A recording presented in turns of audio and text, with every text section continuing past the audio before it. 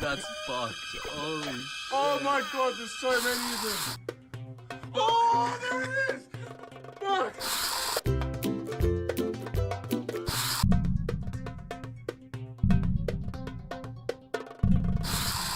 Then science came along and taught us that we are not the measure of all things, that there are wonders unimagined, that the universe is not obliged to conform to what was considered comfortable or plausible.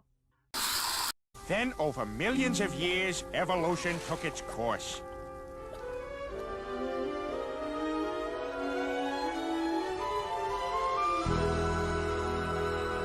Of course, I'm obligated by the state of Kansas to present the church's alternative to the theory of evolution.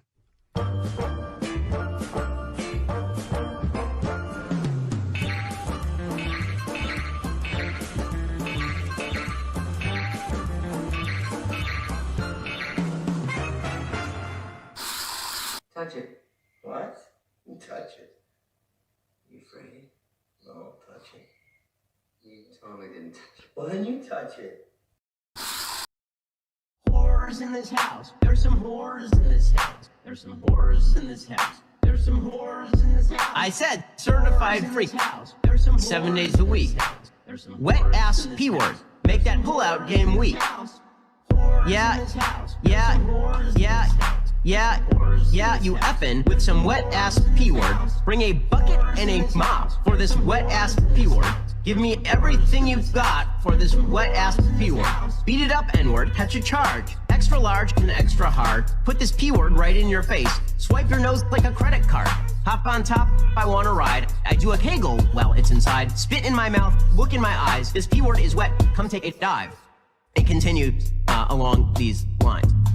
And it gets significantly more vulgar. Like, a lot more vulgar.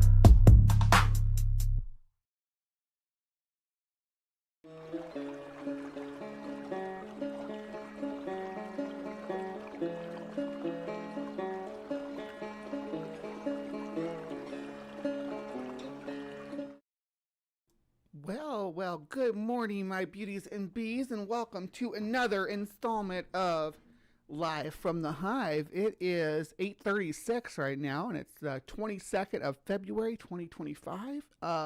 We are in the final days of Earth, and I'm glad I'm spending it with you guys as the apocalypse approaches and things spiral out of control. I really appreciate everybody taking the time out of their weekend to come here and hang out with me every Saturday morning until the end of time.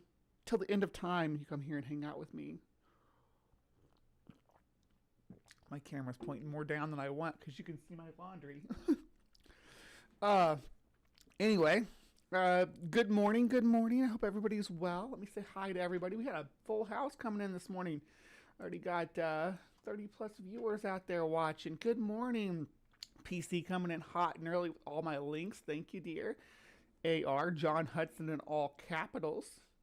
I do like the hearts there, AR. We got Ryan here. Ember's in the house. Chris Mallard just dropping the damn kids off after the show. Well, I appreciate it. That's where you guys came from. Well, welcome to the show. I'm glad to see everybody. Trees is here. Sang-Ji is here. I think that's how you pronounce that last name. Yi, maybe? Who's Martin? Hello, Martin. We got Sandy. Good morning, Sandy, my friend. Dave is in the house.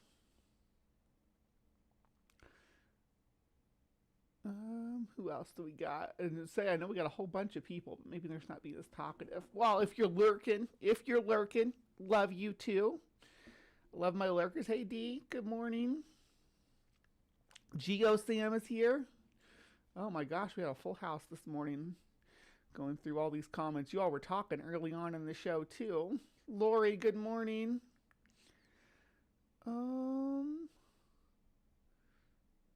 Yeah. All right. Well, if I could spin Bryce, hello. Good to see everybody. Yeah. Thank you so much for joining us for this is Live from the Hive. It's a weekly show that we do. It's broken into 3 segments. We do Cryptic Corner, where we usually take some kind of cryptic creature, whether it's a cryptid, like a traditional cryptid, a ghost, an alien, something like that, and we explore the folklore behind it and kind of see what's up with it, and debunk a lot of the videos and pictures and things like that might come up.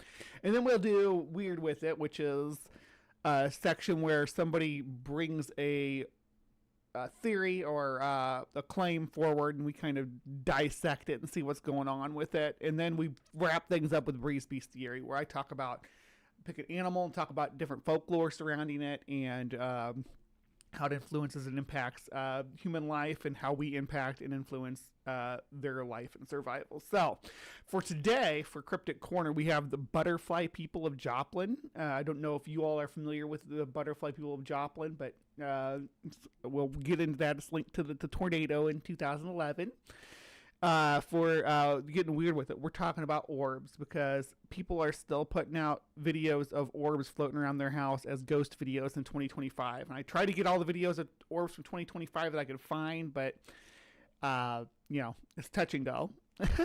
And then we're wrapping things up today by talking about the Bodo, or the pink dolphin of the Amazon. So I'm really glad that we are mixing things up a bit for Cryptic Corner, because we do tend to focus on a lot of animals and stuff, and this week the cryptid, it's kind of an animal, maybe a little bit more like Mothman. Yes, orbs finally won, Jason. People been wanting them orbs. Now, there were a lot of orbs videos about the LA fires too, but not the same kind of orbs. They were the orbs was looking for were ghost orbs, not the orbs like people see as UFOs. Different scenario, but woo all the same, but just different kind of woo. What else do we have going on? I've been brainstorming like a panel show at some point on this channel. I just don't know what to talk about. I'd like to do at least once a week, or maybe just a couple times a month or something, where we get together and talk about something cool with some guests. But we'll see what the future holds. Right now, things are kind of in a weird gray area with where I'm at and where I'm going in the future. I'm not sure what the future holds. So, regardless, I do want to start to create more stuff here to enjoy with you guys. Anyway, I'm not going to meander anymore. I'm just going to go ahead and we're going to jump right into Cryptic Corner, because we need to discuss those butterfly people. Yeah, that's an important topic to cover today. All right, I will see you guys over in Cryptic Corner in just a moment.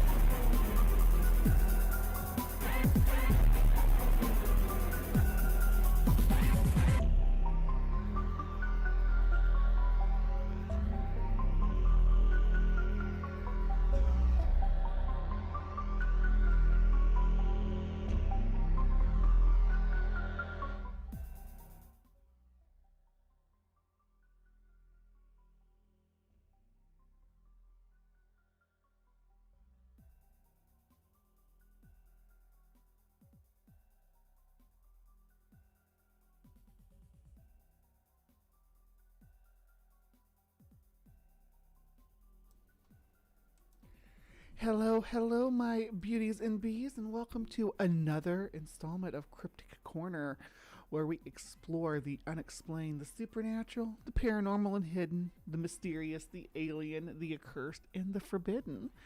I'm your host, Miss Bumblebee, and today we are stumbling into the realm of the supernatural. Yay, supernatural. We wander into the realm of supernatural every once in a while on this channel. Thank you. Who's your buddy? We got 10 Hive Sign memberships. 10 new members of the Hive. Welcome to the Hive. Godless Granny. Welcome to the Hive. Jake, insert clever, dapper inside joke here. Nelson. I believe that's something about pelagic tunicates. The Freak. Thank you so much for joining. Enjoy the Hive. Enjoy your Sasquatch footprints. We have Mapleson was gifted a membership. Ring is back on the membership roster. Welcome to the team. Sam Plays. Sophia of Athens. Book Lover 92. We got Spooky Bed Hair. Ryan. We got all these new members to the Hive. So please feel free to you can do a Bigfoot walk-in, you can do Mothman, we got a flat earth dome, and we got a pride butterfly and a snail that just don't give a fuck. Yeah. So thank you so much. Who's your buddy? Who's your buddy? It's awesome. Really appreciate you. Thank you and welcome to the Hive. All right. So Joplin, Missouri. All right, so I guess we should start by talking about Joplin, huh? Or just kind of where it is and what's going on there and things like that. So, all right. Yeah, I'm still using Google Map, even though they did this, which I think is dumb. But the thing is, I already have all these locations marked, and I don't want to have to start all over again with a new mapping service. So I'm just going to muddle through. I did make a complaint about them changing the name of the Gulf of Mexico, though. It annoys me. Okay, so I grew up in Missouri, but I grew up up in this part of Missouri, north of Columbia, north of St. Louis, up in this area. And this whole section of the country right here is called Oklahoma, Kansas, Nebraska, and Iowa. Tornado Alley is what they call it. In Texas, of course. So this is all tornado land down here, and so I grew up with tornadoes around all the time. Seasonally we just have tornadoes. Actually, one of my workplaces got hit by a tornado 15 minutes after I pulled out of the parking lot. It got destroyed by a tornado. We would have all died if we'd been inside. But they'd let us out 15 minutes earlier because of the inclement weather. Not a second too soon, but I was a welder at the time. Spent many hours in that dark garage before it was torn down by Mother Nature herself. But in 2011, Joplin, Missouri got hit with a pretty nasty tornado. And that's what we're going to kind of talk about. That's the crux of the story today. But if you go to Joplin, you're exploring Joplin, you might notice a trend. If you look right over here, you see they got a butterfly mural there. And even if we go out to here, there's even a nice mural on the side of this building with more butterflies. So what's with butterflies? Well, we're going to talk about that today. We're going to talk about the Joplin butterfly people. The butterfly people of Joplin were creatures of unknown origin who touched down from the sky to both save those who were trapped in debris and collect the dead after the infamous EF5 Joplin tornado ravaged the city on May 22nd, 2011.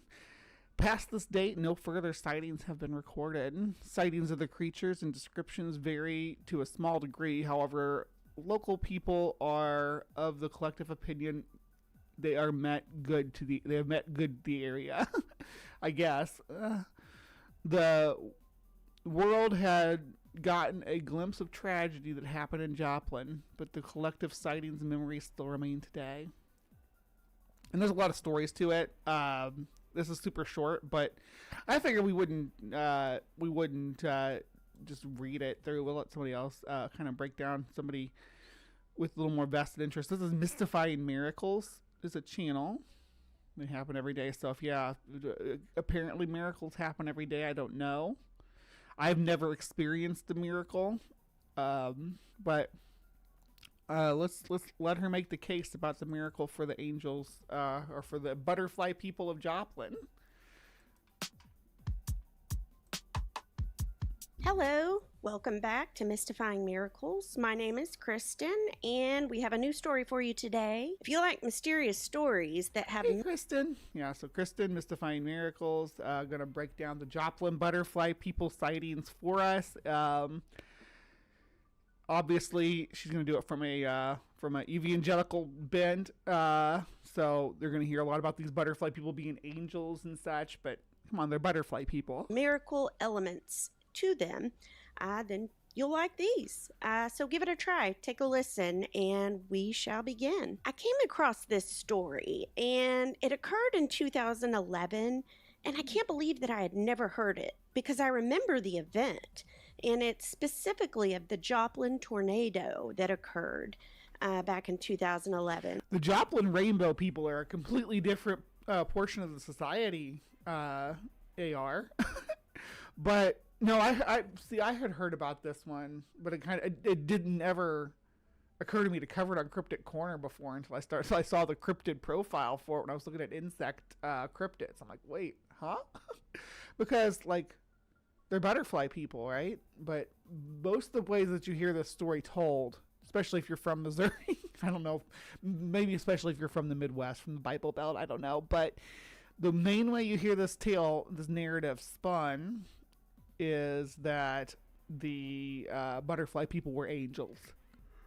But if you look into the reports, it's mostly little kids literally talking about butterfly people.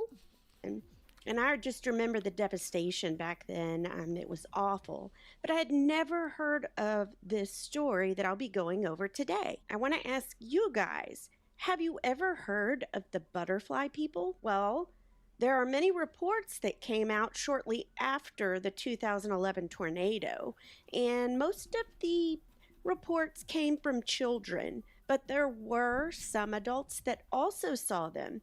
And of course, you know, children and how they describe things, they described a human-like entity with wings. You know, Ryan, I'm not super familiar with the telepathy tapes. We did just cover, so when it comes to telepathy, that's something we cover a lot on. We're getting weird with this, not really a CrypticCorner topic, but what we covered recently, we did the CIA psychic spy experiments, including like MK Ultra. We talked about telekinesis to that extent. I mean, we also went and did some videos where we learned to do I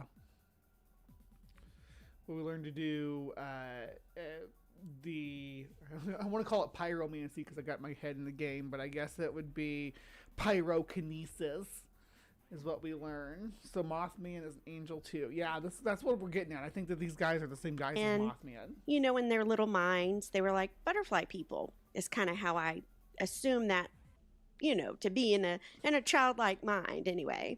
But of course, you know, see, my thoughts would be that calling them angels would be in a childlike mind, right?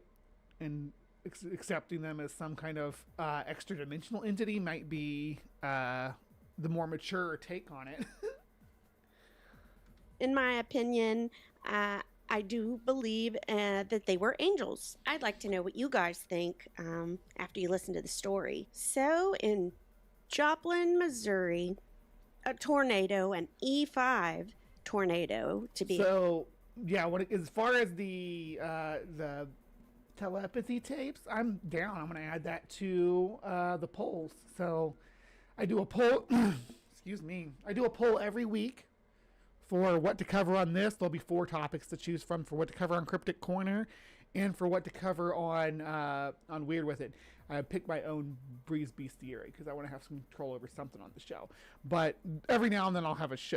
I do have shows that are selected for special dates though, so those may not have a poll that week. But yeah, I'll definitely be adding the telepathy tapes to the poll because it sounds like a lot of cold reading and stuff. Maybe you're a dog person. You're not a butterfly person. Exact. Just devastated the town on May 20. Well, we talked about dog people too, not that long ago. Cynocephaly. When was that? Let's see.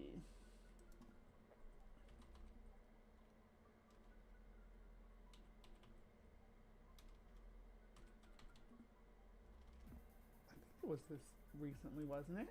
Wasn't? Oh, I'm in the wrong channel. I'm on the transpositions channel. And that's not going to help. I'm not going to find any topics covering dog people over there. We did find some topics covering dog whistles though. If you aren't subscribed to the Transpositions, it's another show I produce every Thursday night. That's at 7 Central, and we cover transgender topics for the most part and how things are happening around the world and in the news. But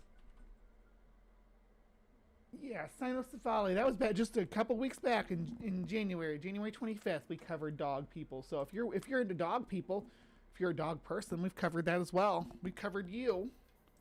22nd, 2011. There were just over 200 mile per hour winds. Thousands of structures were damaged, just demolished to nothing, including homes. And unfortunately, over 150 people passed away that day. Shortly after it took place, little stories started to pop up here and there and all over the place. Some people would be standing in line, getting their groceries. Some people would be in line at the bank.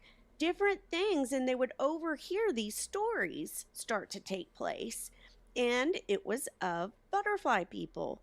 Children mainly had seen them during that E5 tornado event, but there were also some adults that saw them as well. And of course, as I stated in the introduction... Well, and memory is a funny thing, too, because every time you remember or think back about something that happened in your life, right? Oh my goodness, Bugbot, you're always a week behind. Actually, I think you're 2 weeks behind talking about Tantanula tigers. Let's ask about butterfly people instead. Always a week behind. I never update this.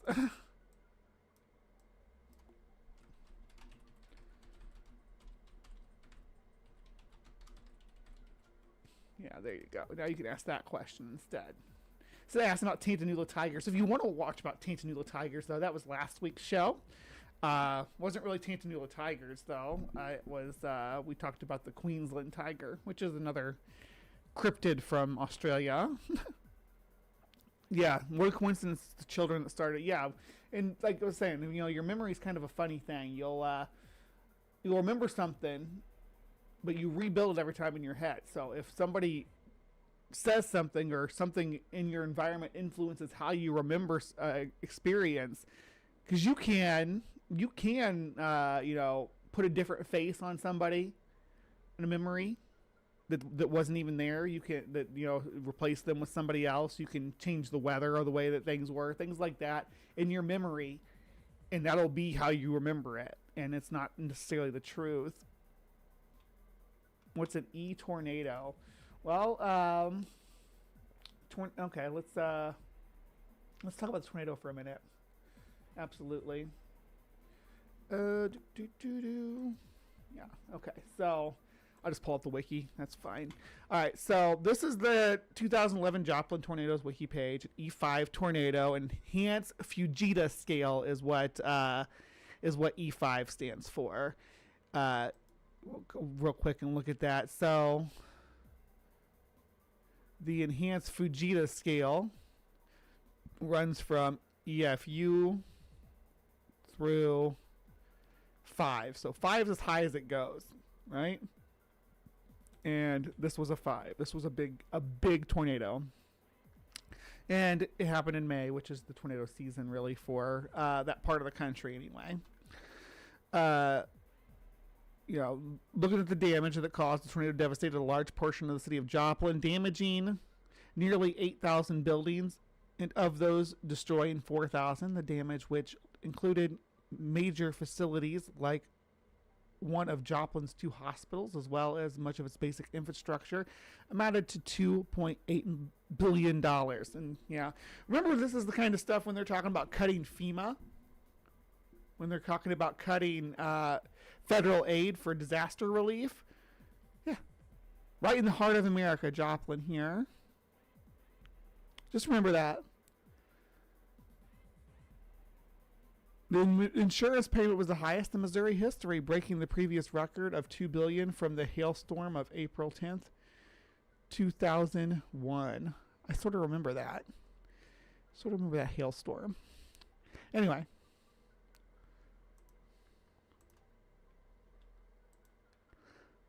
So Fujita I scale. do believe that they were angels. So today I'm just going to go over a few of those stories that I found. Oh my gosh, she was so Some quiet. have the exact names included, and they were in news reports and news stories that came out after the fact. But there were also just hundreds of stories that just did not have any names at all. So yeah, that F stands for something completely different than what you might have thought it stood for, Jason. The enhanced fuckery scale. I don't have names for those, but it's still just an amazing story nonetheless. So I will be going over a few of those as well. Our first story is about a girl named Mason Lillard. On that day, she had been in her grandparents' truck with her cousin, and her cousin's name was Lage Grigsby. They had been sitting in the truck in a Home Depot parking lot when the storm just kind of took place, and that E5 just came barreling, so fast it came barreling through the town. Well, when it came through, it hit this family's truck and it threw it over 300 feet, just out of the way, with the children inside. And I believe, I couldn't find reports of the grandparents if they were in a store or if they were also in the vehicle. But this story, is mainly about the children anyhow. Mason and her cousin Lage, they were sitting in the back seat, and when the truck was thrown over 300 feet, Lage actually got thrown through the windshield out of the vehicle. He had awful life-threatening injuries from that. And Mason, she didn't get... look at the truck. look at how the truck turned out. Life injuries. Ejected from the truck, like our cousin.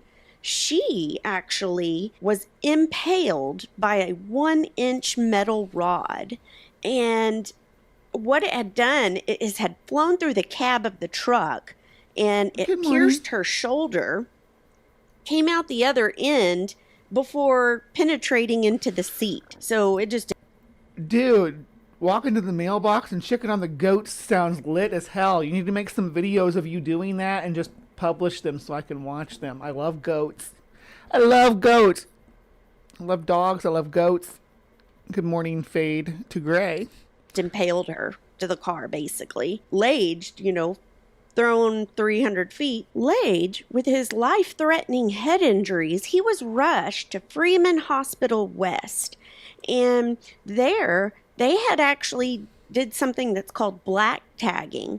And what that is, it just means that, this poor kid, he's a goner, basically. So they black tagged him and kind of moved on to others who, had... Basically, black tagging you is resigning you to the morgue before you're completely dead. It's kind of messed up to do to people, but who doesn't love goats? I'm right. We were watching Drunk History last night, and there was a section about the goat, or Anna the goat or whatever. She was headbutting people in the stomach. Had a chance, according to their medical opinion. That's what happened once he arrived at the hospital. And they thought his situation was so dire that they took him down to the morgue and kind of placed him, I don't know if it was up against a wall or a hallway there. They put him down there because they thought He's not going to make it anyway. He's barely clinging. And there was actually a nurse by the name of Tracy Dye. And I mean, that sounds horrible, but when you're talking about a big disaster like that, right? You gotta sort your people appropriately, unfortunately, and sometimes callously, but you want to prioritize the people that aren't likely to die from their injuries regardless of medical treatment. And if they think, oh, this person's going to die anyway, what mean? And that day she knew about the storm. She had been at home and she was contemplating whether to even go into work, because who would want to drive through that, you know, if they were reporting it as an E5 and just a horrific storm hitting any minute. But something was pushing at her. No, I'm just going to go in. So she did. And when she got there, you know, her boss assigned her to the morgue that day. So she goes down there and she sees Lage and she kind of touches him, puts her hand on him. She just kind of did it really quick because she was just walking through, you know, getting ready to start her work day when she felt something.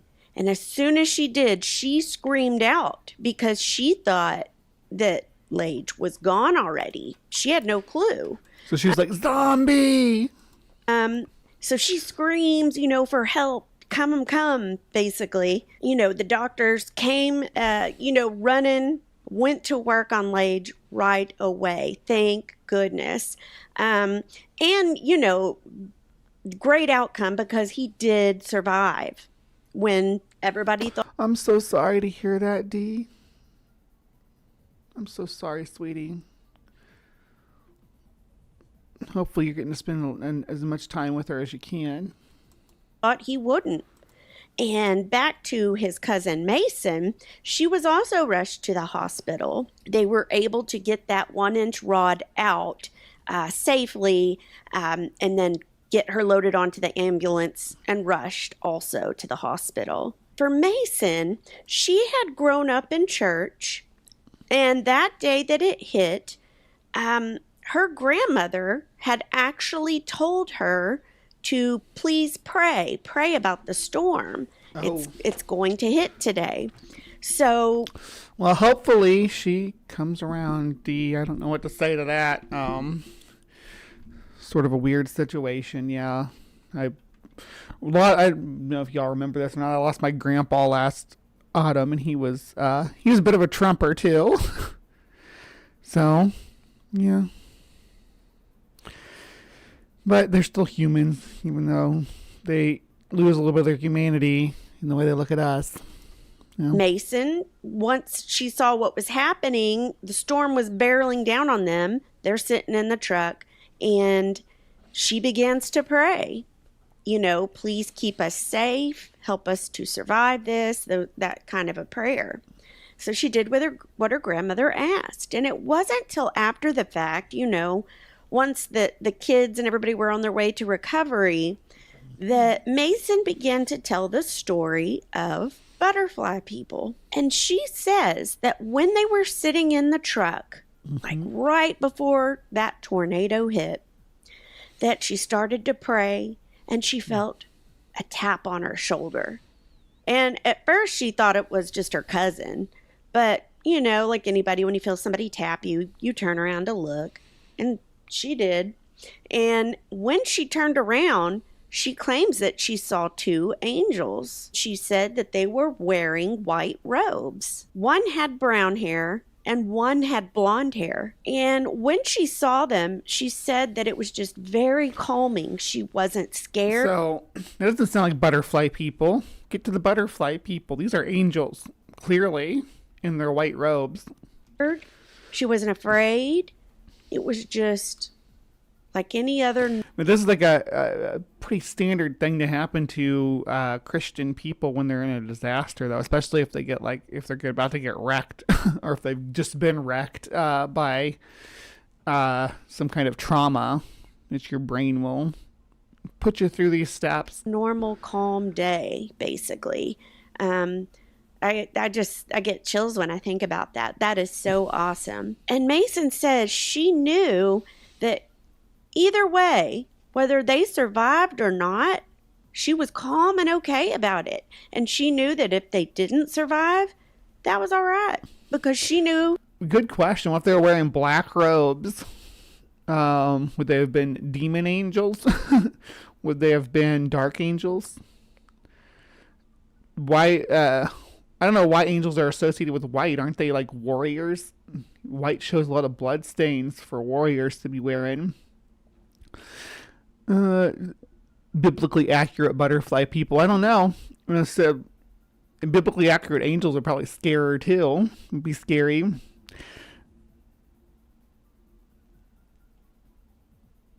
That God was going to take them. Like, can you imagine those thoughts going through a 10-year-old mind? I can't. That's just crazy, but a good crazy. So I really enjoyed hearing Mason's story. And hers was, reported on. You can find many things in news sources. So I just found that just so compelling. The next one, it didn't have particular names. However, it was a story. A lot of these have no names attached to them. They're just people recounting, and they may be like altered versions of the previous story we just heard. Story involving a mother and her 3 or 4-year-old child. There are different reports and things that were heard. Sometimes the age of the child changes. So sometimes it was heard as a 3-year-old, sometimes as a 4. Either way, that's pretty close. So that doesn't really affect me when I hear or read the story. But anyway, I like how the angel stepped in to save her, but she still got impaled by the inch around piece of the vehicle. That's like as big around as a quarter, stabbing through her, and angels are saving them. The butterfly people are here to save us. Mother and daughter, when the storm hit, suddenly, just like the other stories that I hear, they were out and about, and they were actually trying to make it inside of the house that they were at. I'm not sure if that was their home or somebody else's, but nonetheless, they were trying to run in to shelter as fast as they could. Well, they're running and going. You can imagine the wind and debris picking up and just flying everywhere. And it's coming so fast, they can't make it to the house in time. So they have to hit the ground. So she grabs the little girl and they both hit the ground. And she tries to cover her child. Any mother would, just to protect her and probably her head from any kind of debris hitting her. And, so I can imagine in the moment that was just. I have a video of me dancing around the yard when the neighbors dropped over. It was a good day. Oh. I mean, it's got to be hard to be on time flying on butterfly wings in a tornado. Yeah. Terrifying for them. As the tornado's about to barrel upon them, the mom remembers just closing her eyes, hugging over her daughter. They're laying on the ground, and she's just thinking in her mind as it's all going so fast, like, we're not going to live past today. And she just knows that they're goners. But miraculously, they were not touched. They were not hurt. They were fine. And after it was over, which was pretty quick, the mom remembers just feeling so confused, just perplexed. Like, what? How are we not hurt?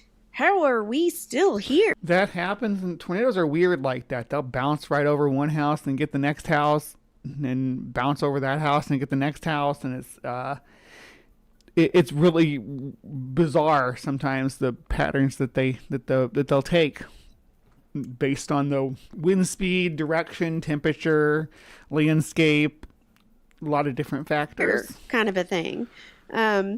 So yeah, another very little short one, but still very compelling in my opinion. And then, also linking that too, there wasn't any extensive details about it, but also that little 3 or 4 year old girl she had also mentioned the butterfly people. And she, the quote I found that the little girl had made was, "Didn't you see the butterfly people?"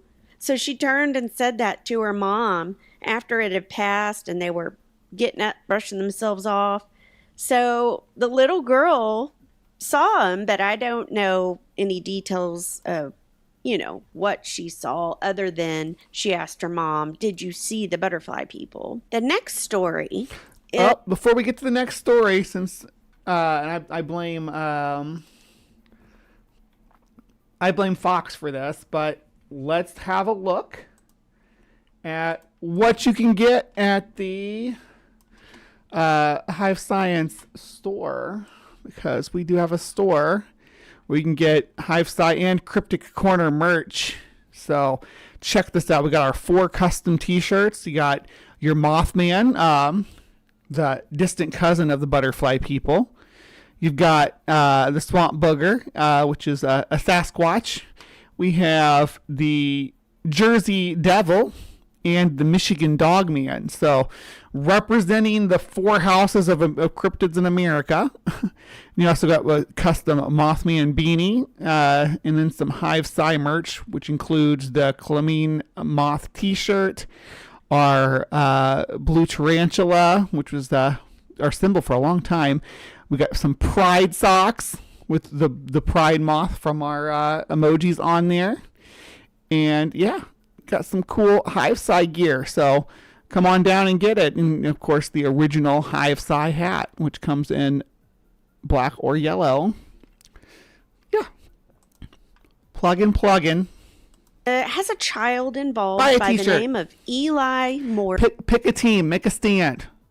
Pick a team, make a stand with your CrypticCorner t-shirt. Tell people where you stand. Who is your cryptid? Are you team Mothman? Are you team Swamp Booger? Are you team Dogman? Are you team Jersey Devil? I think Dave, Captive Desk, is already on team Swamp Booger. So that's their Sasquatch team. If you're on that team, you can get one of those t-shirts. I think somebody else got a Mothman t-shirt, but it's in the side chat, but I don't know if I'm allowed to say that yet. So anyway. The Morgan family, there were 4 children, and they had just sat down to dinner right before this storm came barreling through. When they, heard that it was coming, Mom grabbed the 4 little kiddos, and Eli included, and they went to the hallway to take cover and just kind of huddled together and get as much shelter they could, the best place, which usually is a bathroom closet or hallway for most folks. So in a tornado, a bathtub is generally a good safe place to be if you don't have a basement. Basement is always optimal. But basement bathroom is probably the best.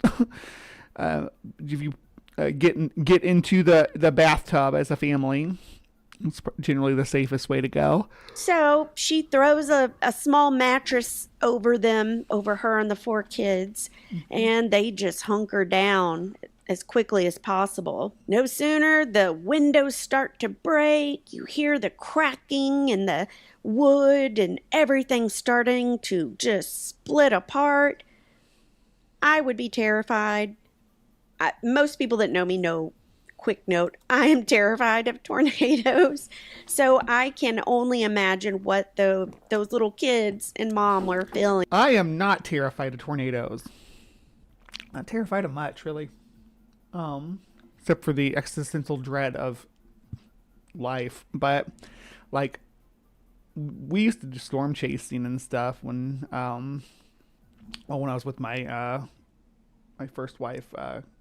We would go out when there'd be tornado reports, we'd go out and try to take pictures of it and stuff. We'd even go out and drive on the country roads to try to get good pictures of it. It's been a long time. We were stupid teenagers. We probably shouldn't have been out doing that, but it is what it is. But I've seen some of the damage tornadoes can do, though. It's pretty catastrophic. At that time. But anyway, So they're hunkered down. They're hearing all this being torn apart. The wind, it was so fierce that it ended up throwing the Morgans out of the house, which was pretty much gone anyway. Wait, you have a Dogman track cast? What's if you don't mind me asking, what state is it from? Any chance you could send me a picture of it? If you have cast of any other cryptids, I'd look at those too. But, the wind just threw them with the mattress that had been holding on to over their heads. All of them out there, somewhere outside. I'm not sure how far they flew, but they flew, that's for sure. And, after it was done... Yeah, Mothman does have a great ass. I don't know if the butterfly people have great asses or not. The people are too traumatized to remember if they had nice asses. Over with, they start to get up and look at themselves, brush themselves off as well. And everyone's accounted for except 5-year-old Eli. He's gone. He's missing. Well, they begin to search and look around. And little Eli, he was found 20 feet away from where the rest of the Morgans had landed. And he happened to be rolled up in a green carpet, almost like a burrito. The mom and the kids described it like he looked like a little burrito, 5-year-old rolled up in a green carpet. And get this, the green carpet, it wasn't theirs. So where it came from, no one knows. How did he get wrapped up all the way like a burrito in that carpet? No one knows. I mean, that is super interesting. But I don't know if it's supernatural. Weird things happen. Tornadoes blow all kinds of stuff all over the place, and things get tangled and wrapped around each other that you wouldn't think would be tangled and wrapped around each other. I don't know if this is evidence that this child was saved by being wrapped in the carpet or not. Certainly it couldn't have hurt to have that extra padding. I mean, miracle, obviously, but still, no one saw it happen. No one understood since the carpet wasn't theirs. And, miraculously, none of the Morgans were hurt. They were all okay. And it wasn't until the next night at dinner, Eli started talking. He told his parents of a brown-haired man that had been with him when he was being rolled up inside of the carpet, flying through the air, I guess. But his parents were kind of like, brown-haired man? Because no one was around him at the time when everybody was flying out. It said that Mom wasn't quite sure who he saw. And But it was a tornado and stuff's blown all over the place. I'm not saying I know who we saw either. It just sounds like a man right now. So we have the two angels in the white robes. Then we have the man with the brown hair. Where are my butterfly people at? Come on now. At one point, she was even a little bit concerned because she was scared that maybe Eli saw somebody that was passed away, because I think they had a neighbor who had brown hair. So she was kind of worried, like, oh gosh, she saw the neighbor, somebody, not she, excuse me, he saw a neighbor or something like that had passed away, because I guess their neighbor had passed away when the storm came barreling through. But anyway, he saw someone. Was it an angel? Possibly. Either way, it was a miracle. Of all the possibilities, though, angel's pretty low on the list. I'd put it below like an alien or time traveler. He was wrapped up like that. What if it was Eli from the future that came back to save Eli from the past, and he brought his own rug with him? And that's why they don't know where the rug came from. Boom. And found with not a scratch. Not to mention, the rest of the Morgans were fine.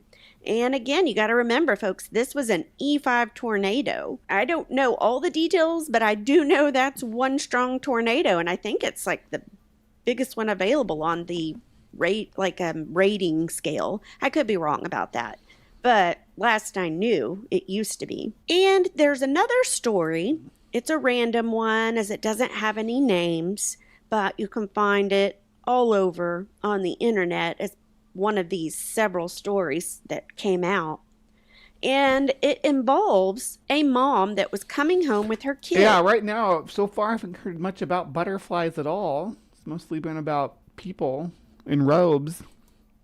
And when it struck, they were able to make it inside, and they hunkered down in a small closet inside their home. Once they hunkered down and they all got inside, closed the door, they all got on their knees and they just began to pray. Pray for safety, pray that it would pass over them. Once the tornado slammed into the house, the family, like so many of these other stories, they thought, that's it. We're done for. And the fierce wind, the debris, like all the other structures, it was just tearing apart their home to nothing. Even a report said that as the roof was flying off of the home, I guess I'm not sure if something hit or if it was just... Stories told by children are always the ones that are true, What do they say, from the mouth of babes? But we have to remember that, we had the Wellington gnomes, the little gnomes in their bubble cars that chased the kids out of the forest. That was completely reported by children. We had the Sandown clown, which was a clown with a microphone that was reported strictly by children. Obviously, those things are real, right? What do they do with the proboscis? Drink nectar, I would assume. At that size, they have to drink a pretty big nectar. Fierce wind itself, it shattered the little girl's glasses that she was wearing, the little lenses. It was that strong. And as this is all going on, all at the same time, one of the little boys, one of her sons, he looks up. Remember, the roof had already flown off, and he sees something in the sky. And he's looking and he's looking, and he talks and he says that he saw a white woman with wings, and she was like placed right over them. Once the roof blew off, he could see her way up there in the sky. I don't know how far up she was, but he saw her nonetheless. And it was as if she was just watching over them and protecting all of them. When he described her after the fact, he did describe her as, quote, a butterfly woman. He's a little boy, so...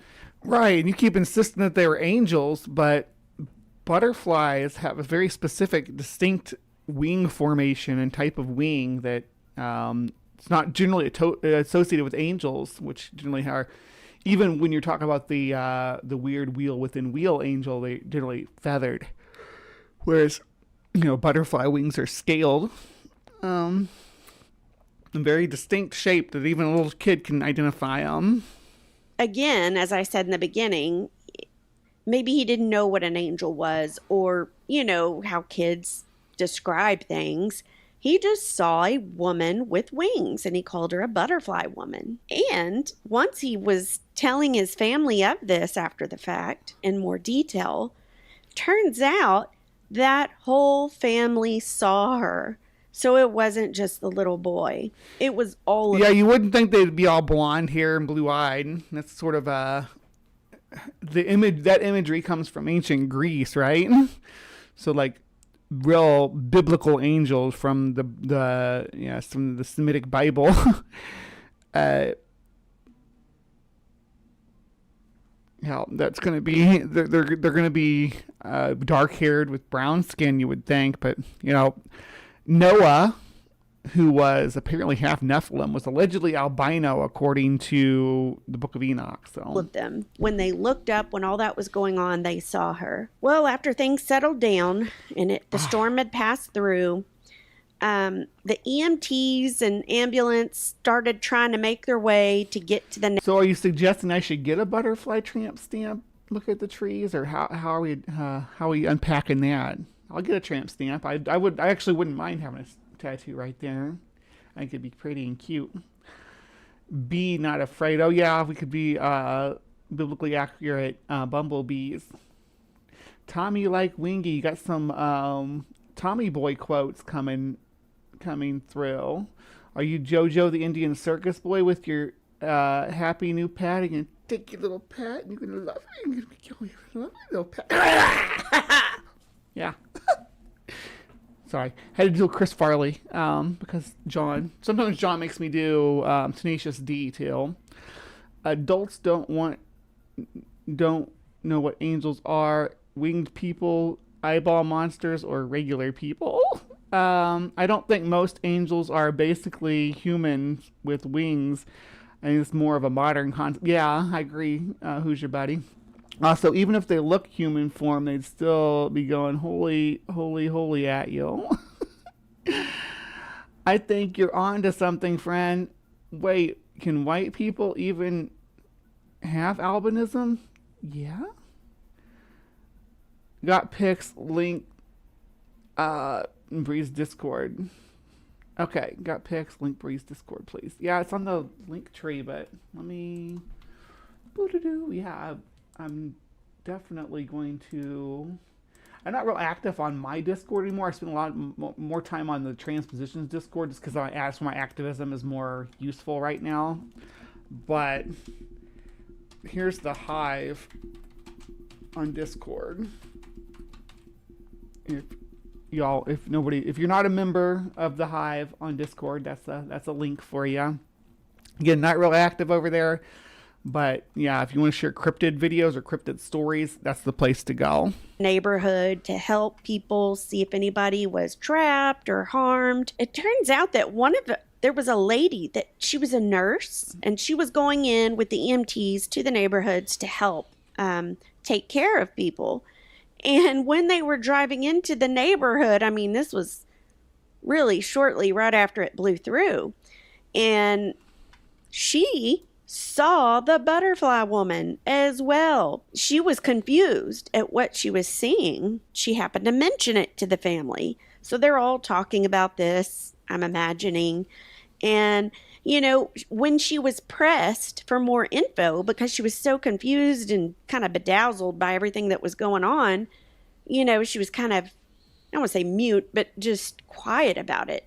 It's not like she was saying, you know, look at that or anything like to that effect. So people had to press her for information, like, what did you see, kind of a thing. And my mom is almost clear, bursting into flames when the temperature hits 85 degrees Fahrenheit. Well, I'm super white and I like it hot, but I'm like, again, not very well insulated either. So I get cold super easy. They actually keep it kind of cold in this house, so I spend a lot of time here in my room with the space heater. When she was pressed for information, she began to describe in detail what she saw. And she described it to a T, just as the family had seen the butterfly woman. One thing it did say, the nurse said that the butterfly woman, aka the angel, that she was bigger. Your interpretation, but maybe she was a butterfly person, but you want it to be an angel. That doesn't mean it can't be a butterfly person like it was actually described.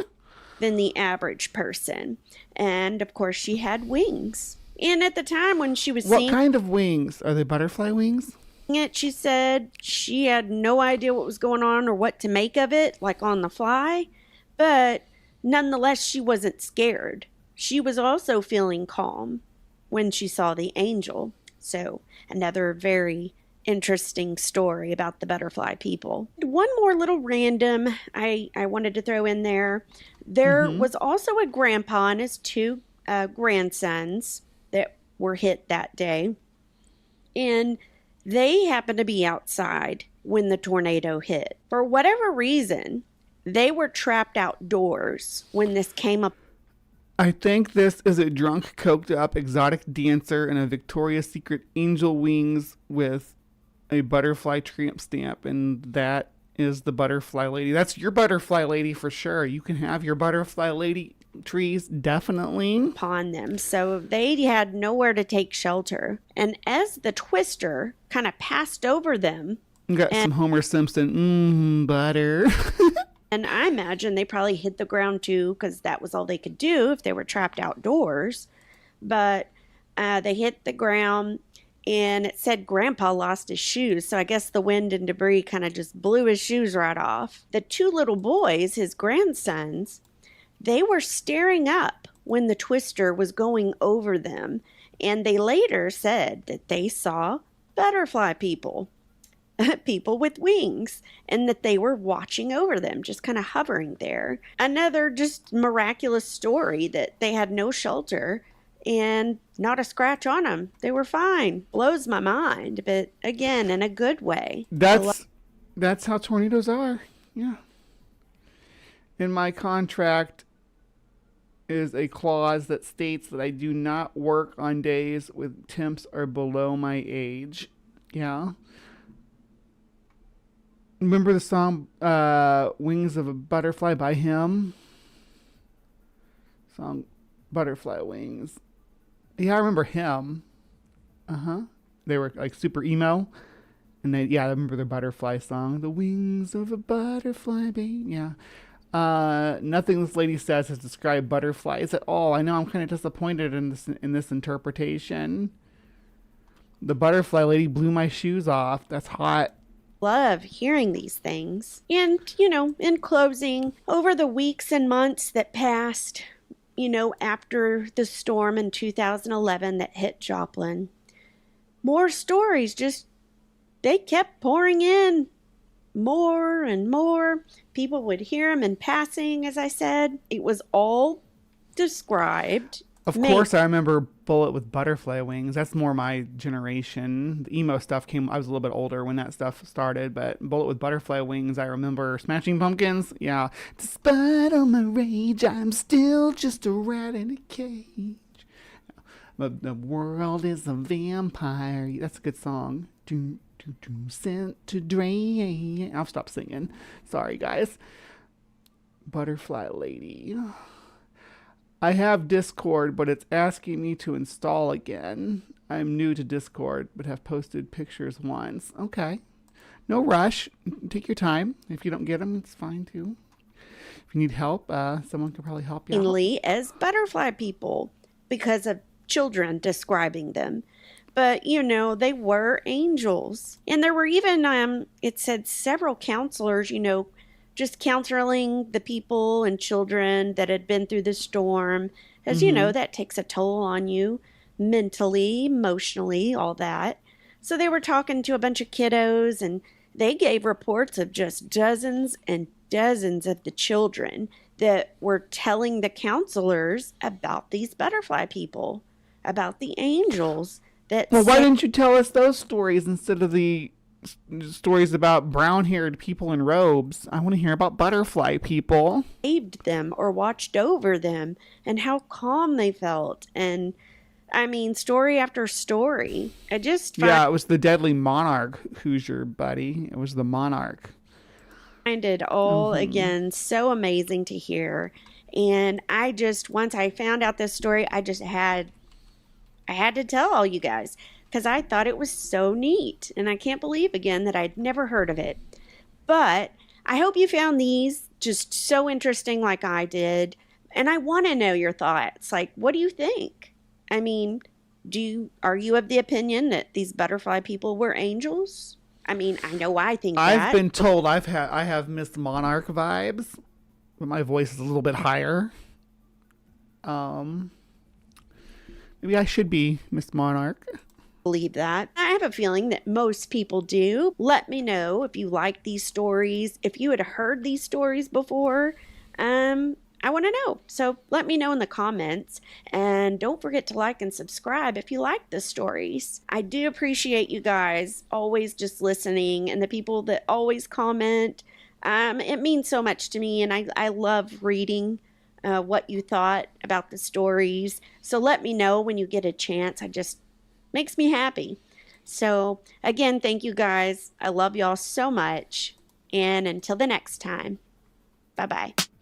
All right, and that's been mystifying miracles that we were just breaking down there, but their interpretation and a lot of the channels that I looked at who had coverage on this, their interpretation was the angelic one as well. But let's go back to the cryptid wiki and have a look.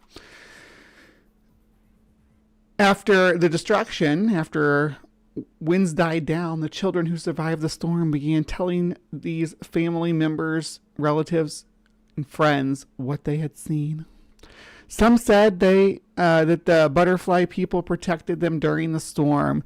There are many versions of the story, but the St. Louis Post-Dispatch reports that there were two general accounts of the sightings. The basis for both accounts is the same. The tornado sped towards a child and parents, but the child saw a butterfly person hovering above them or over them and protecting them. In both stories, the parent and the child escaped unscathed. As the report spread, more and more children came forward and said they too had seen the butterfly people. Some say they believe the butterfly people were angels. Others called her an indescribable being.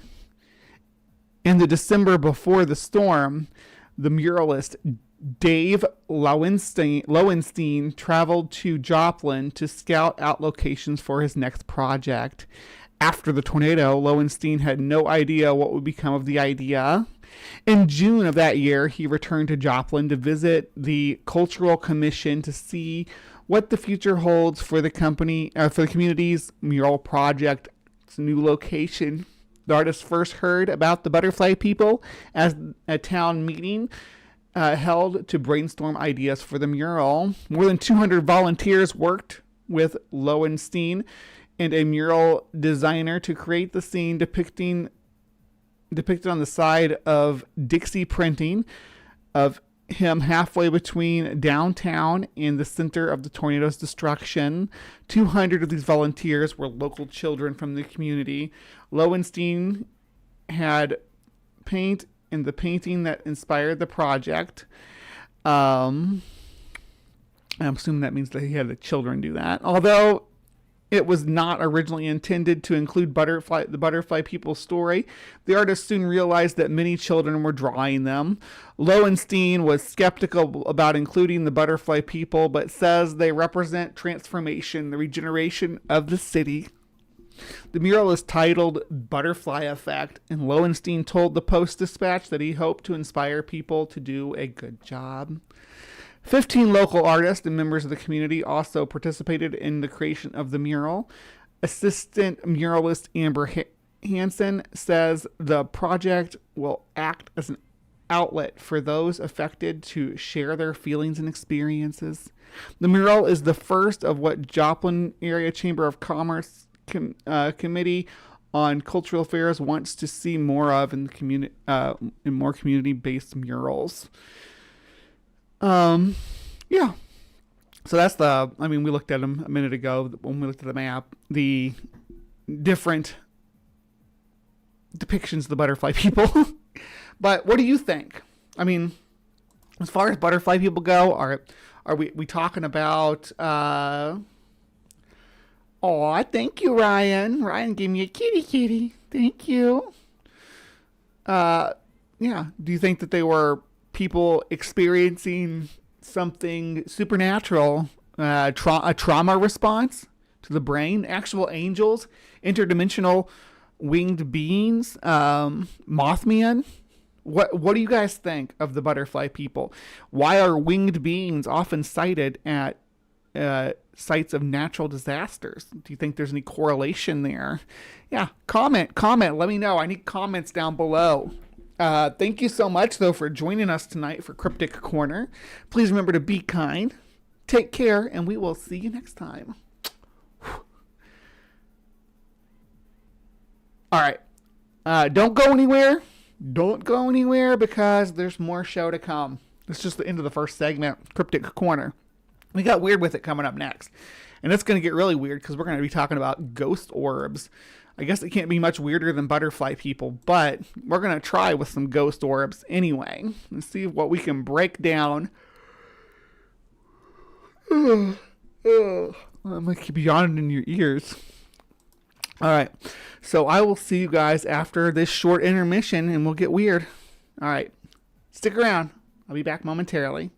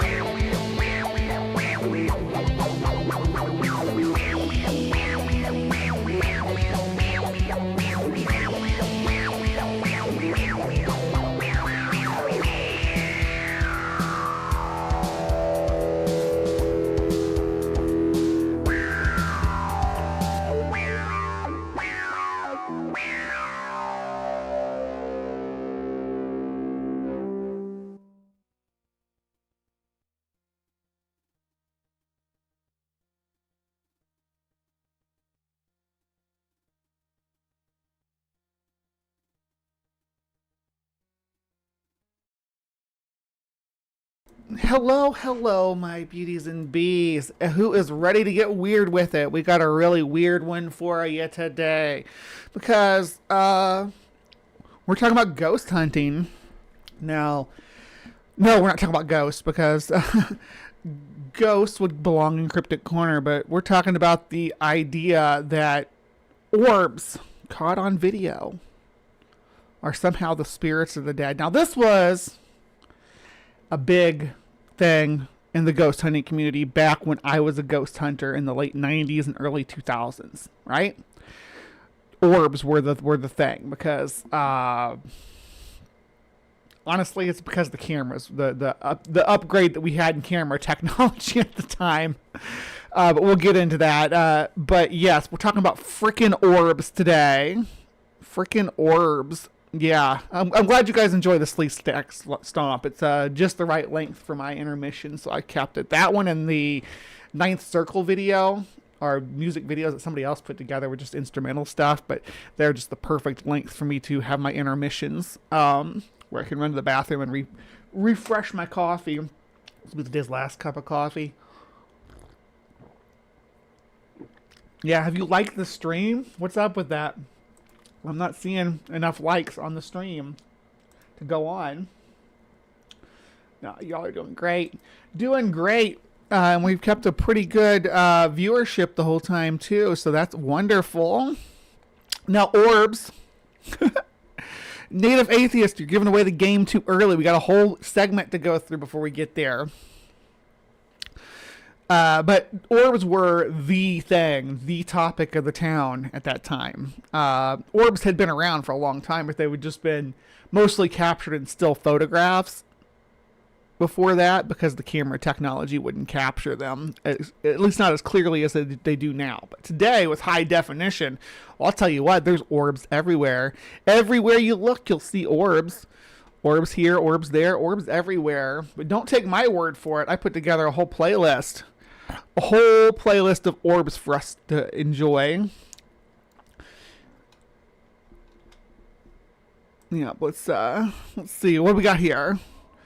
This is a 4-minute video, but the orb doesn't come in until much later in the video. Yeah, like almost 2 minutes in. They could have trimmed this down, but they didn't. This is from there it is. This is from January 26th, so just last month. There's an orb. Look at it moving back and forth. Definitely an orb. It's round. It's floating.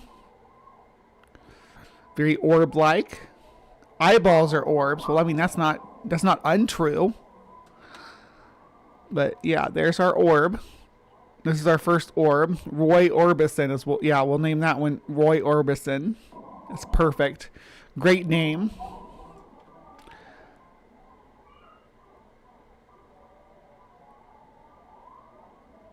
The orbs are in the room with me right now. Oh. Well. Let's see. This channel has a whole bunch. This next channel that's coming up, the Portal of Orbs Thrill Seeker thing. They have really loud music on their videos, though, so I'm going to turn them down. But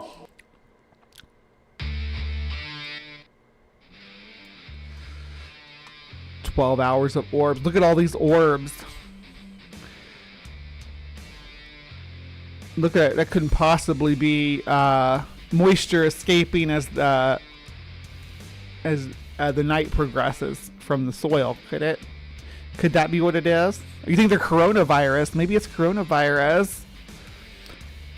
You think they're spiders? I work in QA in my very dusty factory. Part of my job was taking pictures of the parts. You mean taking pictures of the orbs? Could be bugs. Yeah, it definitely could be bugs. I think a lot of orbs are bugs or spiders or spider webs. We'll even talk about that in more detail here. You see he has a pet there. Another common factor in houses with a lot of orbs is they have pets with fluff and dander.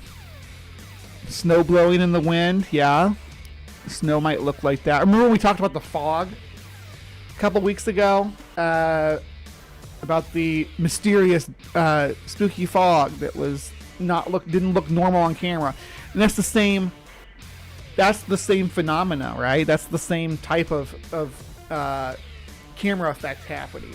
That people aren't used.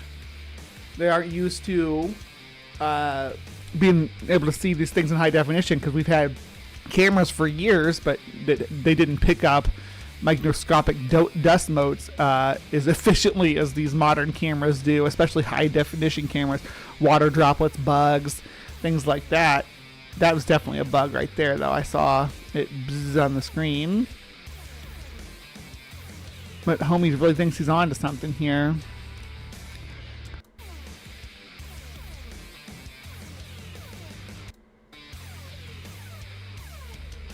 Look at all those orbs.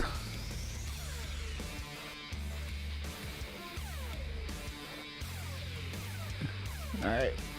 Let's see what you got here. Sarah Louise. Oh, there's the orb. Just loop. This is from the start of this month. A lot of these, like I said, these are people post these daily. Videos of orbs. Daily you'll see videos come in saying, hey, this is a ghost orb. And it's just something like that. Now the outside ones are even less compelling. But I remember getting videos and stuff when we were, out ghost hunting, or getting not videos so much as stills, but I remember getting orbs out in the country and being like, ooh, these are at a cemetery, and it's like, yeah, because we just pulled up on this dusty road with our vehicle tires kicking up dust. Yeah, most orbs are 100% dust particles. Spirit orbs unleashed. Oh, change the furnace filter. It catches a lot of orbs. That's true. That looks like it's snowing. Some of these do look like weather too. Yeah, you're right there. Especially something like that definitely looks like fog.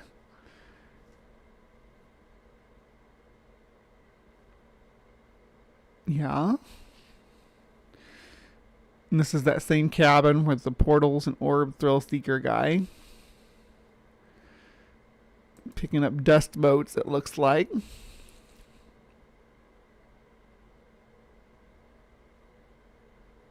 A deer in night mode on my security camera looks like a glowing dog man. That's awesome.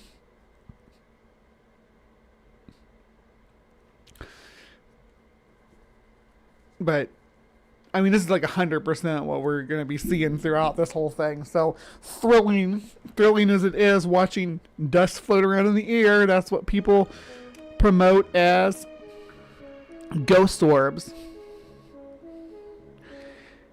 To me, it's clear that these are dust motes or water droplets, whichever, catching light and refracting it. It's clear as day to me, but what is it like when people say these are ghosts? What do they think the ghosts are just doing? Just like floating around in your cabin? Just yeah. I'm like, what do you think is happening here? Are they having a ghost party while you're sleeping? Who are these ghosts? Where do they come from? Like, that's a lot of spirits that you're claiming to be dancing around you while you're laying on your couch. What are they after, and why are they moving in unison, like they're being moved by air currents and air drafts? What is causing this to the in the ghost believing worldview? Why are they moving like this? And why they move in unison too, as if with an air draft? Do ghosts get blown around? I mean, I'm just trying to understand. I was fishing on Lake Tinicomo and noticed that the mayflies were mating and the air was swarming with them. So I took a pic on my digital camera, and the photo was full of rods when I looked at it. Yeah, rods and orbs. Rods are basically just orbs in motion that are faster than regular orbs because they're insects flying. Sometimes they're birds flying too, but usually they're insects flying.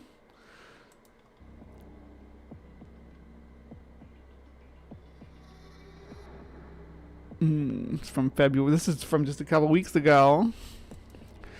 Yeah, so the Portal of Orbs Thrill Seeker guy. Hi, I'm Bree with Hive. I do a show called Weird With It. We would like to discuss your orbs with you if you have time, and what your theories are on why you're seeing orbs. You notice how the orbs stir up when you fluff your blanket and pillow? Funny that. Do you think maybe that's connected?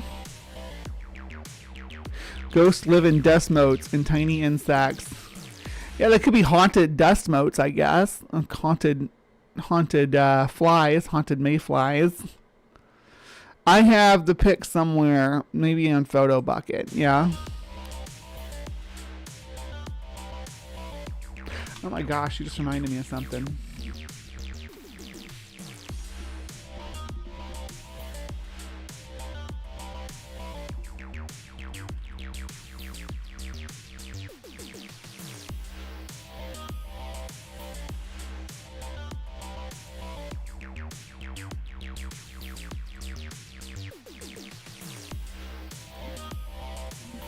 I was gonna check and see if my if any of my old orb pictures are on Photo Bucket.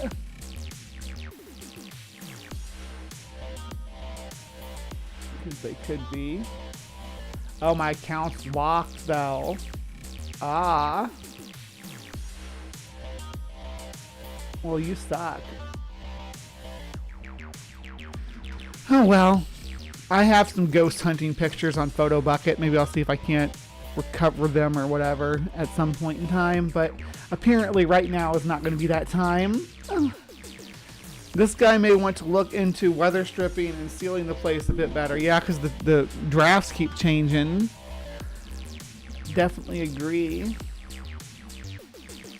He angered the orbs by rolling over. Yeah, orbs don't tolerate you being tossy-turny. Notice how when he's laying still, and the dog's not moving, orbs are barely there at all, right? Funny that.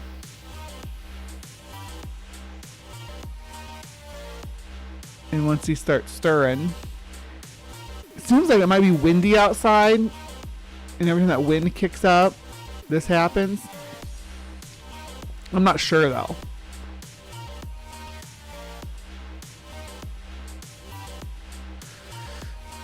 Oh, that's a thought. Since most dust in your house is dead skin cells, they kind of are ghost orbs.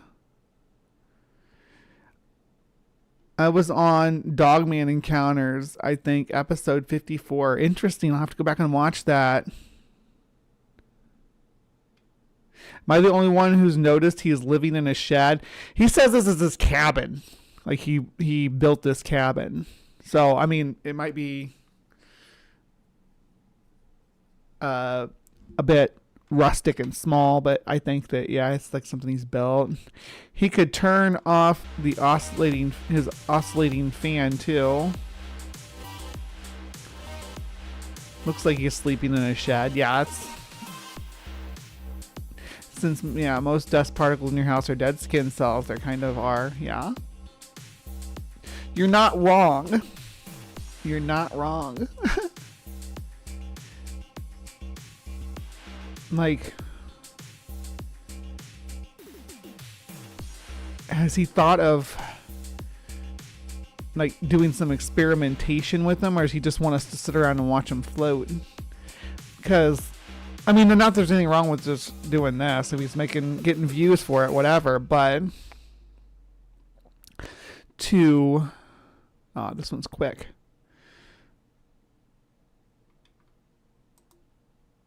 Comes up out of the floor. Ooh. That's ghostly. This place is haunted. This one looks like Casper to me. Just see it.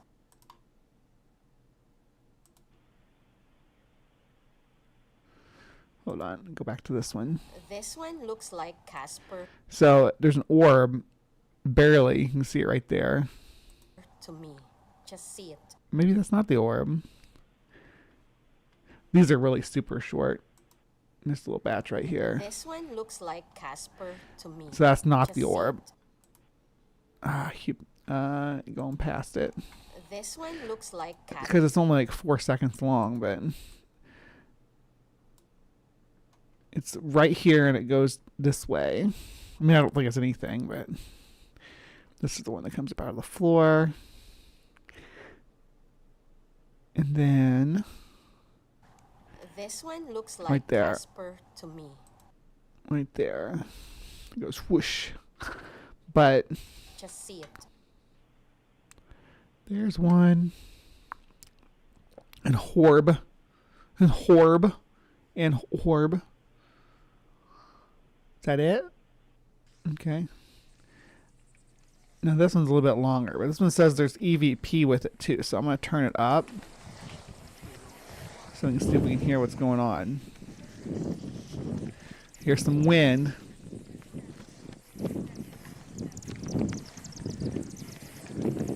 Where is this?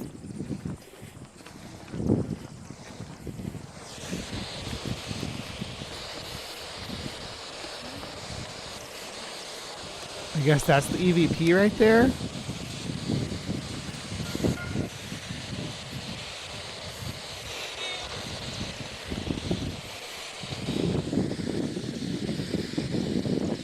Sounds like what it sounds like is a radio that's going through the automatic stations looking for a signal. You know how they go, like there's some radios you hit that button and it'll go like through every station till it finds one that has a signal.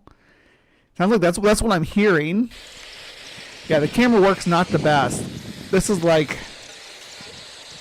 so when I was a kid, my grandpa got a camcorder.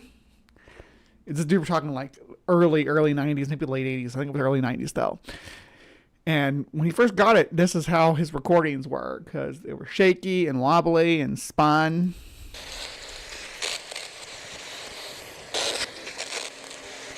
It really does sound like a walkie-talkie or something on him, though. I'm ready for the orbs. Show me them freaking orbs. This is from Valentine's Day, too. This wasn't even that long ago. Show us your orbs, Chris Bowen. You tagged Mr. Beast in this. And Post Malone, too. And Kid Rock and Motley Crue. Anybody home? Sounds like some birds are home. I just felt a little nervous feeling.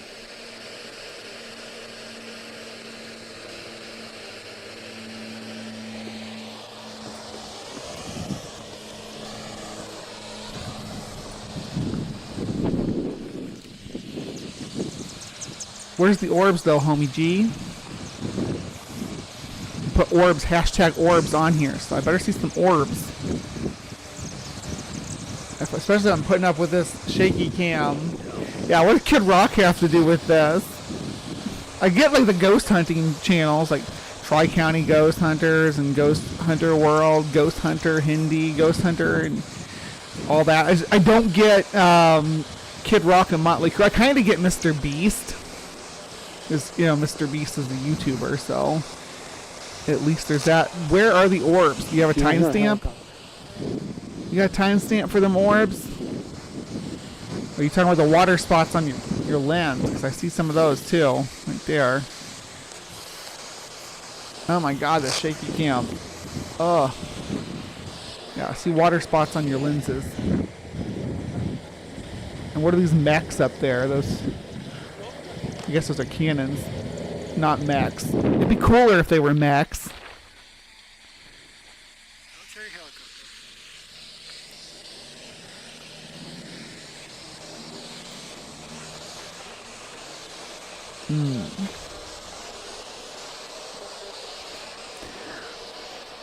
Alright, Shaky Cam Pete, let's, I guess it would be Shaky Cam Chris. Your name was Chris, right? Yeah, Shaky Cam Chris. Let's mellow out a little bit. Sorry if this is making anybody out there seasick.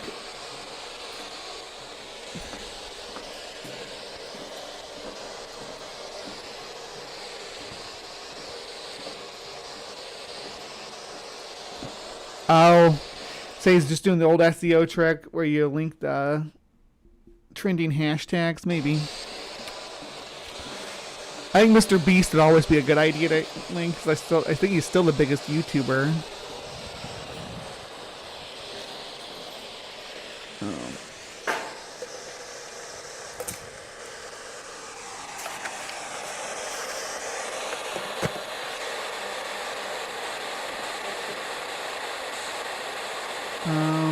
You can show us some orbs?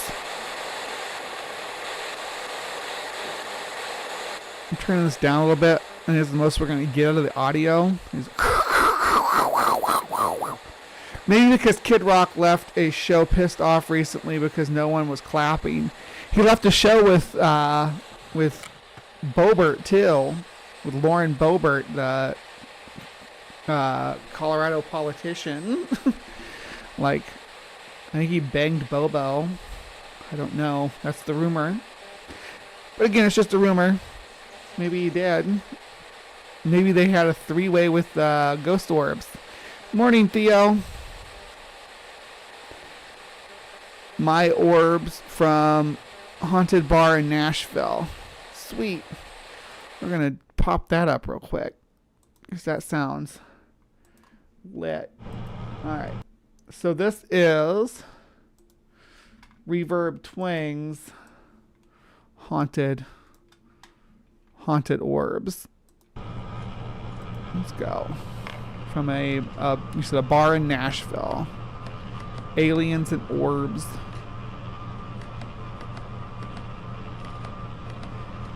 And this is like from the basement, you said?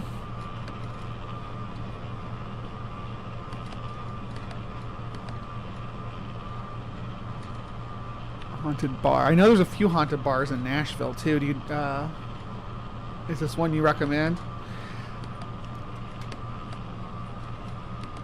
Obviously I'm a skeptic when it comes to this stuff, but to me it's still exciting and interesting to talk about. Even orbs, which is why I'm doing this video on orbs. Thank you for sharing your personal orb video though, Reverb. Really appreciate it. Ew, Jenk Yuger, get off my screen.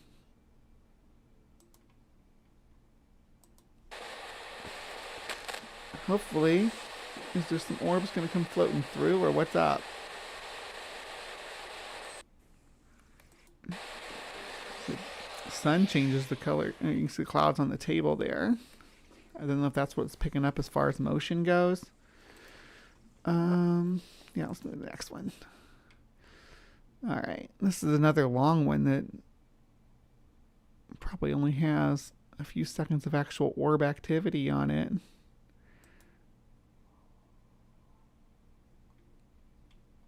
And you know, you see something like this where it's trying to resolve like the background and stuff. You think people would pick up on that and be like, okay, so this is the camera being glitchy.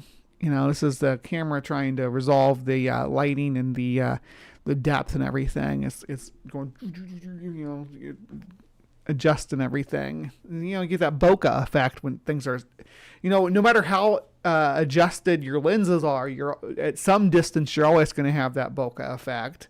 I think I'm saying that right. Ember, am I saying that right? Bokeh, or is it bouquet, like bouquet of flowers?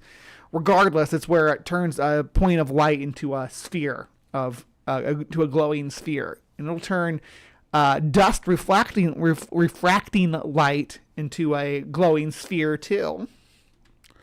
So when we look at orbs and orb footage, that's mostly what we're seeing is dust motes refracting light, and then a camera with a more sensitive zoom features built in, usually auto zoom features built in, trying to resolve a dust mote or a water droplet or a little buggy flying by. That's what it is. It's the light hitting on that and the camera trying to resolve that change in the lighting in those pixels. And it makes a little circle.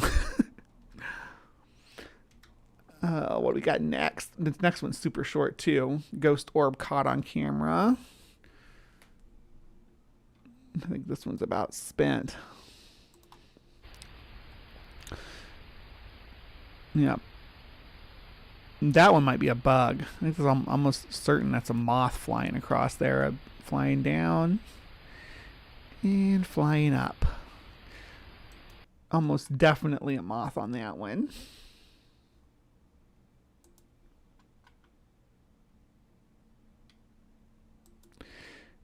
And I'd say these are bugs too.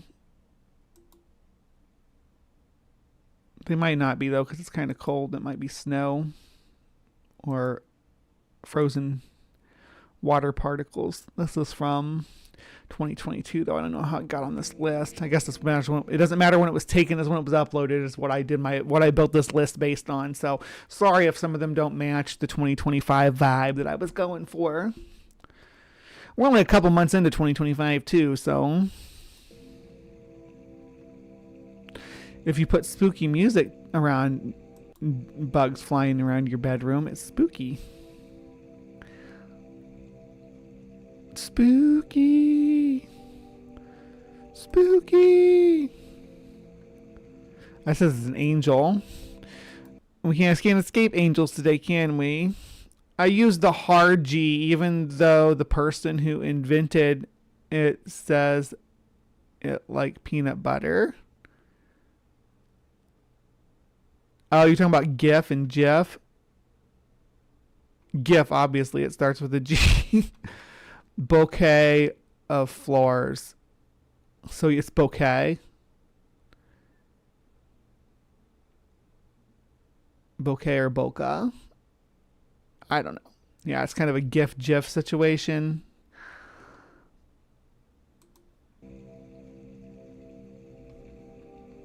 But I mean, that's what causes the orb phenomena. Here's a perfect one to explain it. Investigation IRL.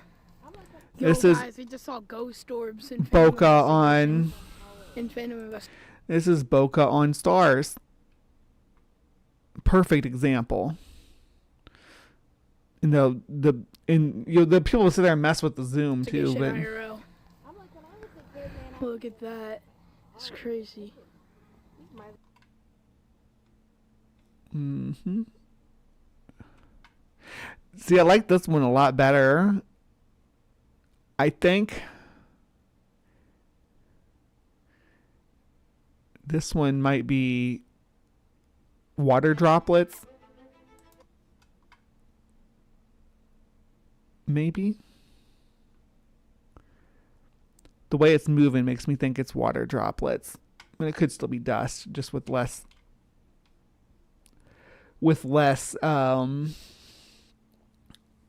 motion. All right. Ghost orb. Let's do it. Here's one. Boop. And zoom in on it, and you're going to find a face or something. Maybe. There's eyes and a nose and a mouth. Yeah. So they usually do when they zoom in on ghost orb pictures. Like, oh, you see a face in there? Like they're like floating crystal balls. What the hell? See, that didn't mark any of the spots that I was looking at. Look at that. Like, I didn't see any of that swirliness I saw. With this pareidolia for you. You see, seeing faces.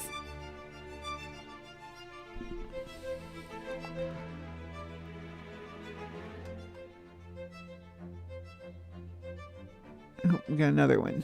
Or is it the same one? Just at a different distance. Yeah, it's the same one. This is from Derek Dieter. Derek Dieter. Is that Squidward, right? It did kind of look like Squidward. How the heaven was I not subscribed to this divine channel? Better make sure you click the button too, just in case. Thank you, Archangel Gabriel. Got a new subscriber, Archangel Gabriel. Welcome to the Hive. I hope you enjoy your time here. We debunk a lot of nonsense. So today, for Weird With It, we're focusing on ghost and spirit orbs. So behold.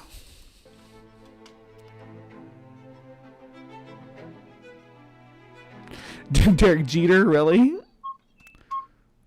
If you have something you'd like to share, we're here to listen. Oh, what's that? it stop. Jesus.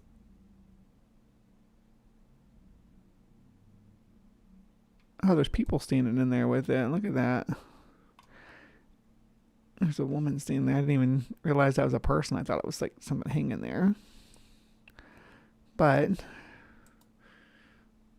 watch these spirits playfully move around me. Watch this dust float around me. All right. The next one, I think, is just the guy. And it floats around describing. Here for a little bit, and it goes into my arm and then out the other side.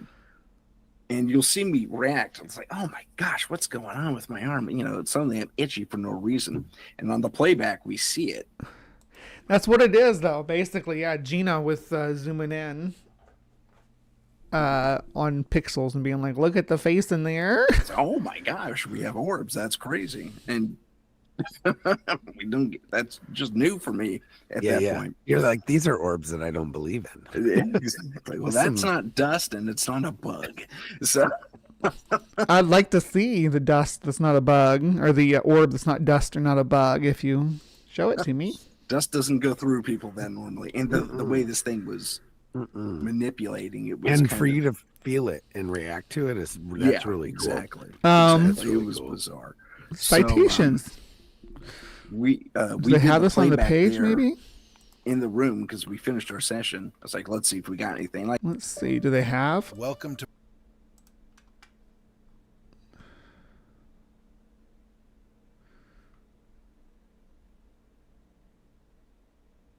So here's the video. Let's see. Padres National Forest was tall, thin. I was like 3, maybe 4. That might be the name of this episode. Because I'm sitting there and I react physically to what I think are just little itchy sensations. But you watch this orb pass out of my stomach, and it floats around here for a little bit, and it goes into my arm and then out the other side. You gonna show it? And you'll see me react. It's like, oh my gosh, what's going on with my arm? You know, suddenly I'm itchy for no reason. And on the playback, we see it. Tripod, and we stay in the kitchen a while. Nothing really happens. Where is the video? Where is the footage? Nothing really happens in the kitchen, and then we move our investigation into the daughter's room that she has abandoned, and we're in there. And I mean, this thing is empty, no bed, nothing. It's all in the garage now. So where?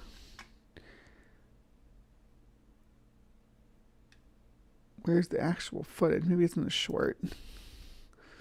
There's him talking about it.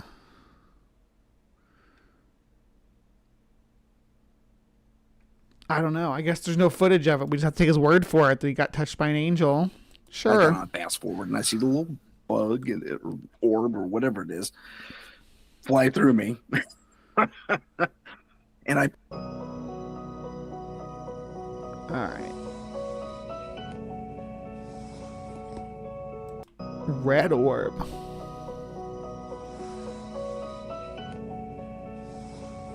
I didn't see anything red. Curtain's red.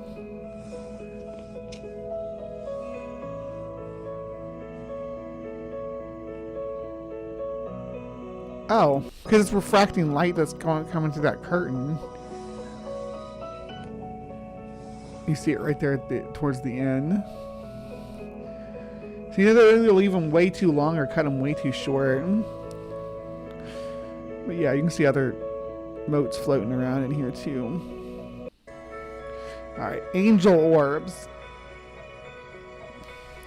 You can tell they're angel orbs because they have little wings, like, you know, insects might.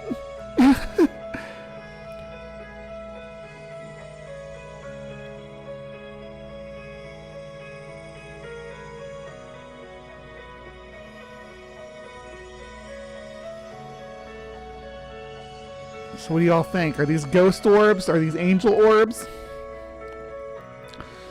That one literally had fluttery little wings. These are insects. Is there a light somewhere that there's moths flying around nearby?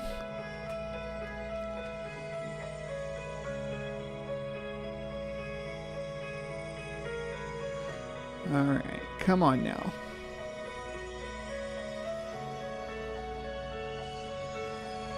Why does this seem so much longer than 29 seconds and the other one seems so short? Disc. What was that? Disc. What was that? Oh, she saw an orb. Disc. What was that? It's dust. Okay, I see you. I see your power. Okay. You see my power? Where are you? I'm right here in the hive. Make a noise. Oh! Shh, be quiet. I'm communing. She's communing with the ghost. Hi. Do you want to talk to us? Make a noise. Turn something on. You just turned. Oh my God! I see your orb. I see you. What are you seeing? Do you see it? Are you Do you talking see about what the I see? dust motes floating by here too? I see it. Just get out of my way. It's all right. Zooming around. I acknowledge you. I see it. I acknowledge you and you are loved. I don't know who you are, but I love you. I love you. you. Are acknowledged. Okay? Okay. You love your Dutch bunnies. Turn that computer on again right now. Now. Turn it on. You already did it. So I don't take orders from you. Show me you are here. Show yourself. It's okay. Show yourself. I am a friend. Don't be afraid. I see your orb. Thank you. You saw it? It was a blue ghost? In case I have to go and say goodnight, I will. Okay? Don't bother my family. You can always talk to me. I can't be afraid. I know it's me. I know it's me you're attracted to. But don't bug them. It's fine. Well, this color's pretty dark. I think for a flat, yeah. Yeah, the paint color there that Fox was talking about.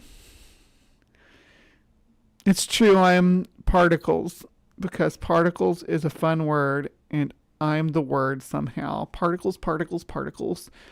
I think Wild Bill Wigglestick said something about particles at one point. Somebody gifted her a watch. Now she always has company in the form of a light reflection. Okay, it's me again. There's orbs. There's orbs right next to you. It's okay. I'm not afraid. I just want my friend to know I am a friend and I come in peace. But prove yourself and make a noise. I want to hear a noise. Well, hello, mommy. I want to hear a knock on the wall or on the ceiling or something. Knock. It's right next to you, Mom. There's orbs. Okay. Mom's all dusty. I see them. Holy shit, there's a lot right next to you, Mom. There's a lot. Okay. I'm used to it. There's but I want to hear a knock on the wall or open something. Close the door. Mess with the computer. Turn off the computer. You can't. You have to do something. Oh, they pause it so we can... to do that. Well, I see orbs. We'll get the orbs. At least that.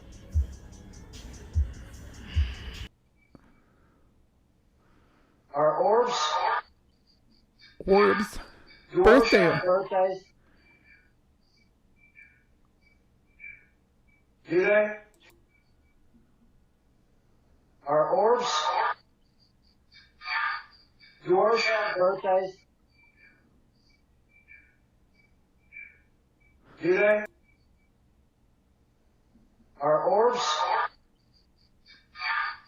Yours? Birthdays? Do orbs have birthdays? I guess it's supposed to be EVP saying yes. I don't know. This one we watched for an entire almost 14 minutes, 13 minutes and 47 seconds. We watched this. These strange blue orbs here at the center, just kind of hanging out here in a row, like they're actually glue droplets on a spider web hanging across there. that are reflecting light. So a full 14 minutes of this. Oh, and it jumps around to where the reflects at. Don't freak out, I'll get this fly swatter. Yeah, how can an orb have a birthday if they were never born? Maybe he's looking for an excuse to buy cake. There's always good reasons to buy cake.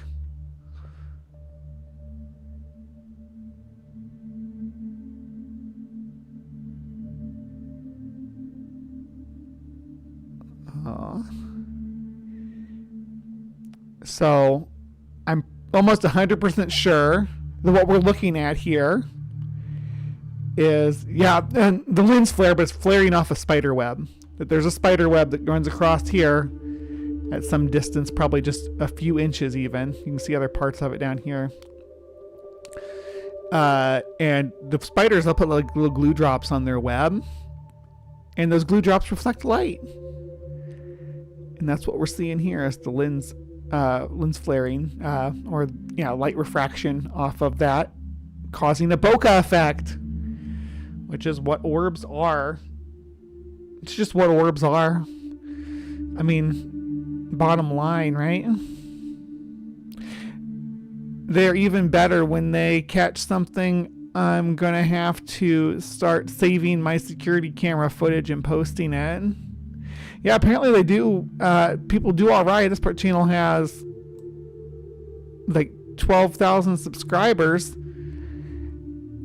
and this is the quality of their content. They're just like saying, yeah, this is ghost orbs. Like if I was putting the stuff out and covering the stuff that I cover in a positive light, I have no doubt that my channel would be like huge, right? Like if I affirmed everything that we covered on here, if I said, yes, these are ghost orbs, yes, these were butterfly people, yes, that was Bigfoot and Dogman and all this, if I said, yeah, these are all supernatural or paranormal occurrences, people love that, having it presented that way. People aren't as thrilled about seeing their claims like this debunked, like when I look at this and say, yeah, it's just spider web going across there.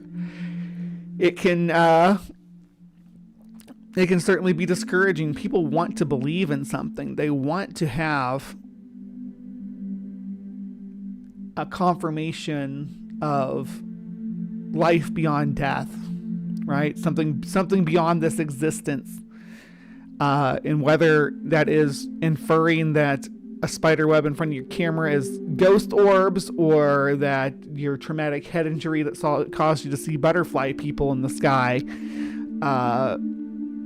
was actual angels. It's that kind of mentality. People, your brain as a human, you want to believe in something beyond where we're existing now. You want to. We all do. But we have to look at the evidence. We have to scrutinize the evidence, and we have to be honest about what we're experiencing, what we're seeing, what we're witnessing, our senses, and what they're picking up, right? This is obvious to me. I think it's obvious to most of you that we're not looking at spirit orbs, right? Not even a question. But to someone who wants to believe, this is evidence, and they will cling to anybody putting out positive reinforcement that this is evidence. People really lean into that. That's just the phenomena. All right. No, I think I've had enough of this one. Let's see. This is the last one we're going to cover here. I'm doing it Gina style. Yeah. Where we zoom in on it. Cause the bokeh effect. Yeah. That's what happens to a point of light when it's not focused correctly. All right. Well, goodness gracious. That was... now I'm all blurry. That was a little bit of getting weird with it, except for we didn't have a specific channel. We had a whole lot of people to cover. But I think if I had to pick a specific channel that I was going to tag in this, it would probably be that the Portal of Orbs Thrill Seeker page. So I'm going...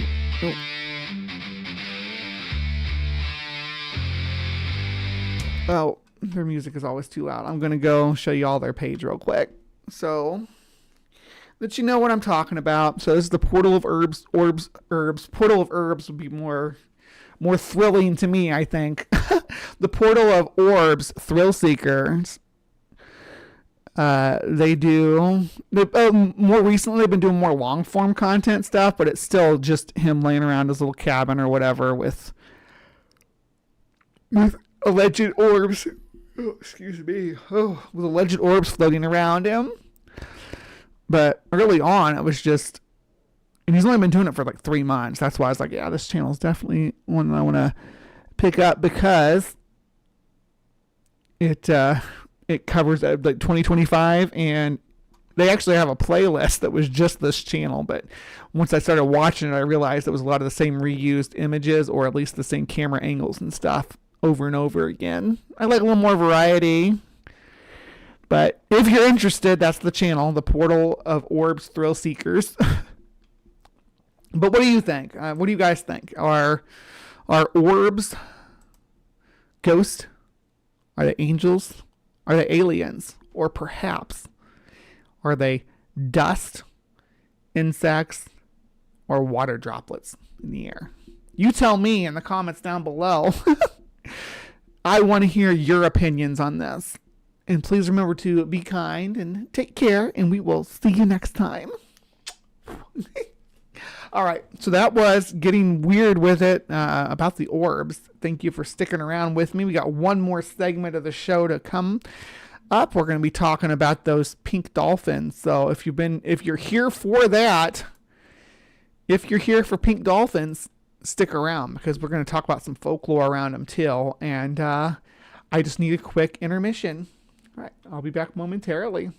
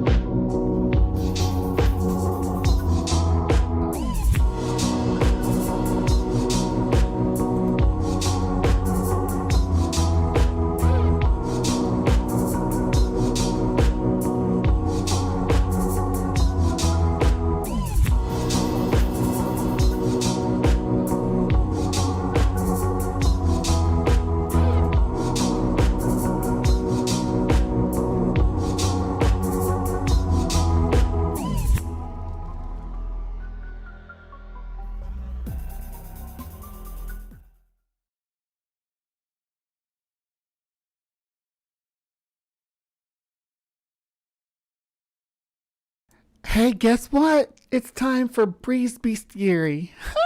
Hi, guys. Welcome to the show. This is Breeze Bestiary, where we talk about animals and folklore, and I just pick one out of a hat, basically, to discuss whatever's tickling my fancy at the time.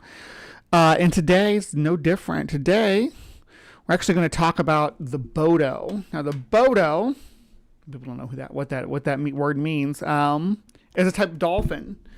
So, dolphins are actually a subclade of whales, right? A dolphin is a whale. Like, all dolphins are whales. Not all whales are dolphins. Killer whales are dolphins. But so all dolphins are whales, and for the most part, they're marine animals. But some of them live in brackish water, which is where fresh water and salt water meet. And then some live in fresh water almost exclusively, and the Bodo is one of those. Now, the Bodo is actually the largest freshwater dolphin, but that might not even be the most striking feature about it, because while they're the largest, they're not that large, but they are very strikingly colored because they're bright pink.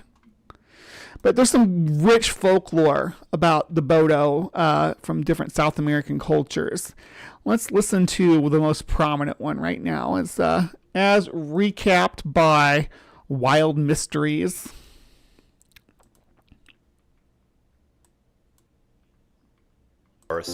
Cool. Wild thornberries were a little bit after my time too. I did enjoy some Rugrats, but wild thornberries came a little bit later. Take her deep under the water to his enchanted kingdom. Fuck yeah. Where she will remain spellbound by the enchantment of the Bodo.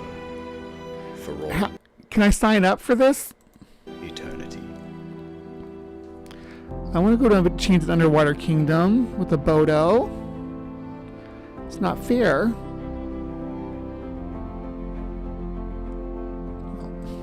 So that's the folklore. Check this out, though. You can see how big they are and stuff. The Amazon River dolphin is the largest freshwater dolphin in the world. These endangered dolphins have a broad distribution throughout the main rivers and tributaries of the Amazon and Orinoco river basins. Their range extends through 6 countries in South America, including Bolivia, Brazil, Colombia, Ecuador, Peru, and Venezuela. Curious and playful, the dolphins swim in the dark brown river waters. The dolphins have a bulbous forehead and a long beak with long rows of teeth. Their skin is soft and rubbery. Their body color varies with age. They are born dark gray, then they turn light gray, and then more pink as they age and progressively lose some of their gray pigmentation. Cool. Males are more pink than females, likely because of heavy scarring caused by intermale aggression. Every spring, when the rains fall in South America, the rivers begin to spill over and flood thousands of square miles of rainforest. The body of And them dolphins are like, hell yeah! Because it creates a whole new environment for them to run rampant in. Amazon river dolphins is extremely flexible, helping them to swim around the trees of flooded forests in the high water season. Their unfused cervical vertebrae allow their neck to bend easily. They can turn their head from side to side.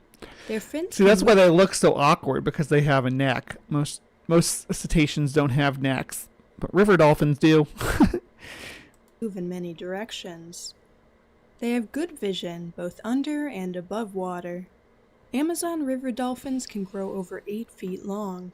Males are more robust and larger than females. The dolphins are active day and night. They feed on many See how different short their dorsal fin is? species of fish, along with turtles, shrimp, and crabs. They can search for prey among the roots and trunks of partially submerged trees. The use of echolocation allows them to navigate and find prey in the dark, muddy water. Their long beak helps them root through river. Yeah, but that's like a dolphin. That's like a whole dolphin thing, though, isn't it, Sumami? Most dolphins have their freaky little bulb heads, but most dolphins don't have necks. That's what stands out to me, or anyway, that makes it look kind of uncanny, like it's starting to become human. For crustaceans. They are usually found alone in mother-calf pairs or in small pods of 3 or 4 individuals. Mating season takes place when the water has receded and males and females are confined to the river channel again.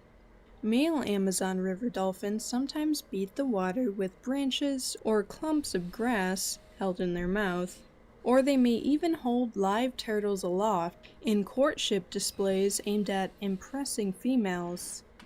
Females have a year-long... Yeah, I've seen videos of them messing with the anacondas like that too, beating them on the surface.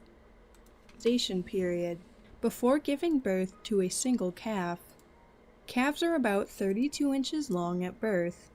Females with dependent calves spend more time inside the flooded forest and in lakes and small tributaries during the high water season, while most adult males occur in the main rivers. This preference for females is likely for the safety of their calves. Amazon river dolphins can live for around 40 years. Their long-standing threats include incidental catch and fishing gear, deliberate killing for fish bait or predator control, damming of rivers, and environmental pollution. The dolphins are a popular tourist attraction across their range. Mainly in Brazil, tourism-related activities such as swimming with, feeding, and watching the Amazon river dolphins have emerged. For more marine... Not the best way to handle it, but yeah. Let me see. I have... This is the dolphins with the anaconda. Rare sighting of dolphins playing with an anaconda snake. Researchers were left scratching their heads after spotting a pair of dolphins, seemingly getting sexually aroused by an anaconda. Nature has limitless possibilities and capabilities to surprise. Anacondas are pretty sexy, but river dolphins lack the buns to get it reciprocated, because anaconda don't want none unless you got buns, Boda. Mankind in innumerable ways. But there are instances that are a little too hard to fathom. A case in point is this bizarre scientific encounter, where 2 male dolphins were seen playing with an anaconda while sexually aroused. Bye, Amber. The research team was documenting biodiversity near the Tijamuchi River, in Bolivia, last August when they saw the Bolivian river dolphins. Which are rare to come across, so they naturally started snapping it. And that's a subspecies of Boda. The dolphins bobbed their heads above water. But once they looked at the pictures closely, they realized the dolphins were carrying an anaconda in their mouths, changing the sighting to a whole new level of rareness. Well, so there's a thing about ungulates, though, it's that people don't seem to grasp. And dolphins and whales and such are ungulates, which is the same family that cows, sheep, deer, bison. What else is an ungulate? Goats. All the and I should say specifically the artiodactyl ungulates, because perseodactyls, that's rhinos, tapirs, and horses aren't closely related, or aren't any more closely related to dolphins than they are to any other artiodactyl, but they do have a tendency to snack on little vertebrates when they get their hands on them, or their teeth on them, as the case may be.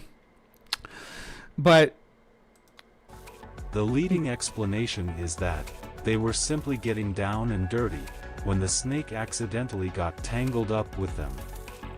We were able to observe on the photographs that the adult males were sexually aroused while engaging in object play with the anaconda, the researchers wrote in their paper. Anacondas are dolphin sex toys, in case you didn't know. There's one more thing about these river dolphins I thought was kind of amusing. They like golden showers.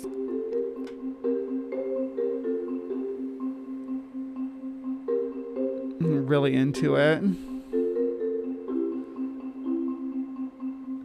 So this is another ungulate behavior that you don't think about until you don't think about being ungulates until you see something like this. But like, you know, giraffes and such, cattle, they all like taste each other's pee and use pee as scent marking and smell each other's pee and engage with each other's urine as a way of social communication. It's a very ungulate thing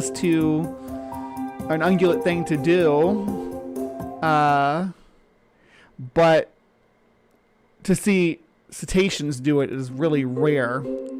I'd never seen it before this video came out. I didn't know that they did engage in this because I thought that the olfactory systems of cetaceans were kind of, I guess, faded. Like they couldn't smell and taste very well.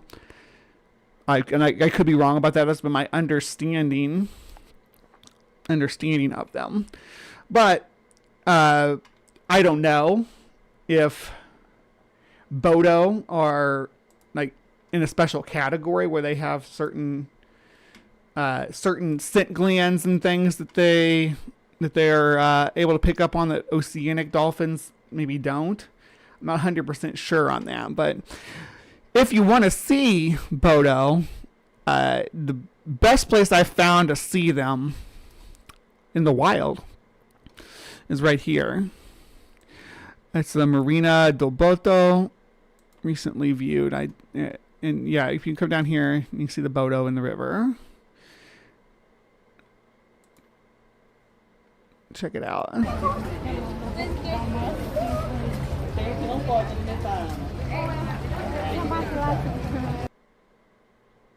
Pretty cool. Já. Olha só. Incrível capacidade desses animais. Põe no cantinho da boca, amor. Ó, deu no bico.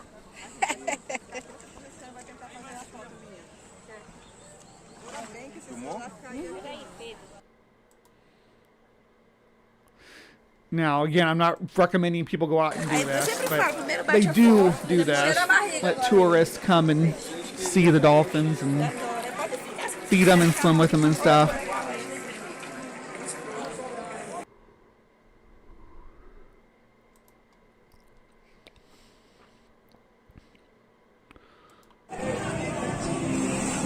And the dolphins do seem to enjoy the interactions, but there's a lot of problems with this kind of animal tourism. That's why you can't touch manatees in Florida.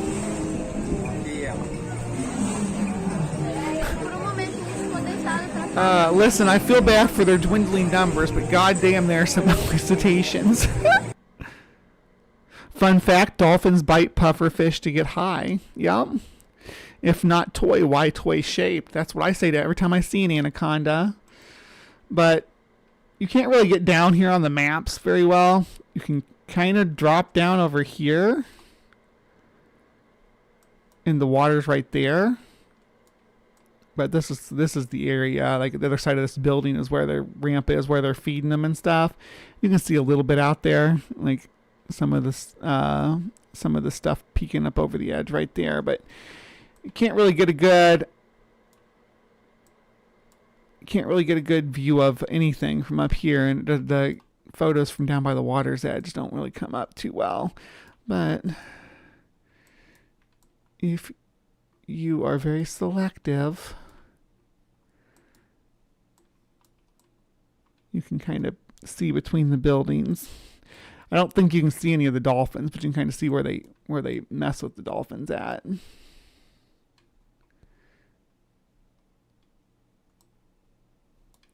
And when we get out here further, like this boardwalk wraps around. But yeah. And this is, in Brazil. And we are not actually on the Amazon River. We are on the, let's try this, Tocantins River. And it does not even flow into the Amazon. It's south of the Amazon. Here's where the Amazon comes in. Over here. There are places along the Amazon where you can see the bodas too, but from my investigations on where people are interacting with them the most, it's been down here. Yeah. Anyway, so that, I mean, if you wanted to go see the dolphins, they're right there. I don't recommend like messing with them. What was this? Sorry, sometimes I see a spot on the map. I don't remember where it came from. So I'm like, what is this? Because there's lots of cool places to see dolphins in South America. I did mark a few, but it looks like that's the only one that saves. That's the only one we're going to look at. Anyway, yeah, thank you so much for sticking around with me for Bree's Bestiary. Hope you enjoyed this little segment about the Amazon river dolphins, the pink river dolphins, or the boda. Please remember to be kind, take care, and we'll see you next time.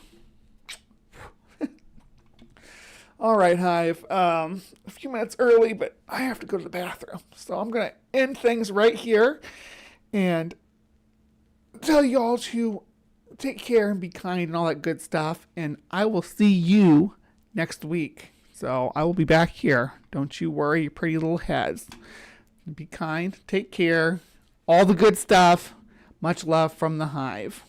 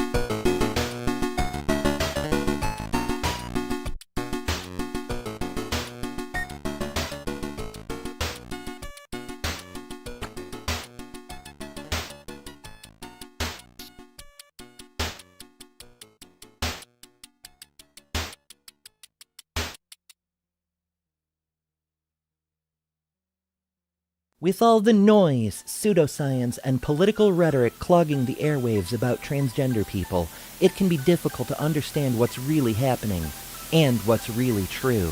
Good news, everyone! Welcome to The Transpositions, your compass in the rugged landscape of transgender issues. Here, we strive to be the beacon of authenticity, providing a platform that amplifies the voices and experiences of the transgender community. From breaking news to in-depth features to breaking down the real science, we are committed to fostering understanding, empathy, and empowerment for all individuals across the gender spectrum. Join us as we navigate the complexities, celebrate the triumphs, and advocate for the rights of transgender people worldwide. Together, we can redefine boundaries, challenge stereotypes, and champion inclusivity. Subscribe today. The link is in the description.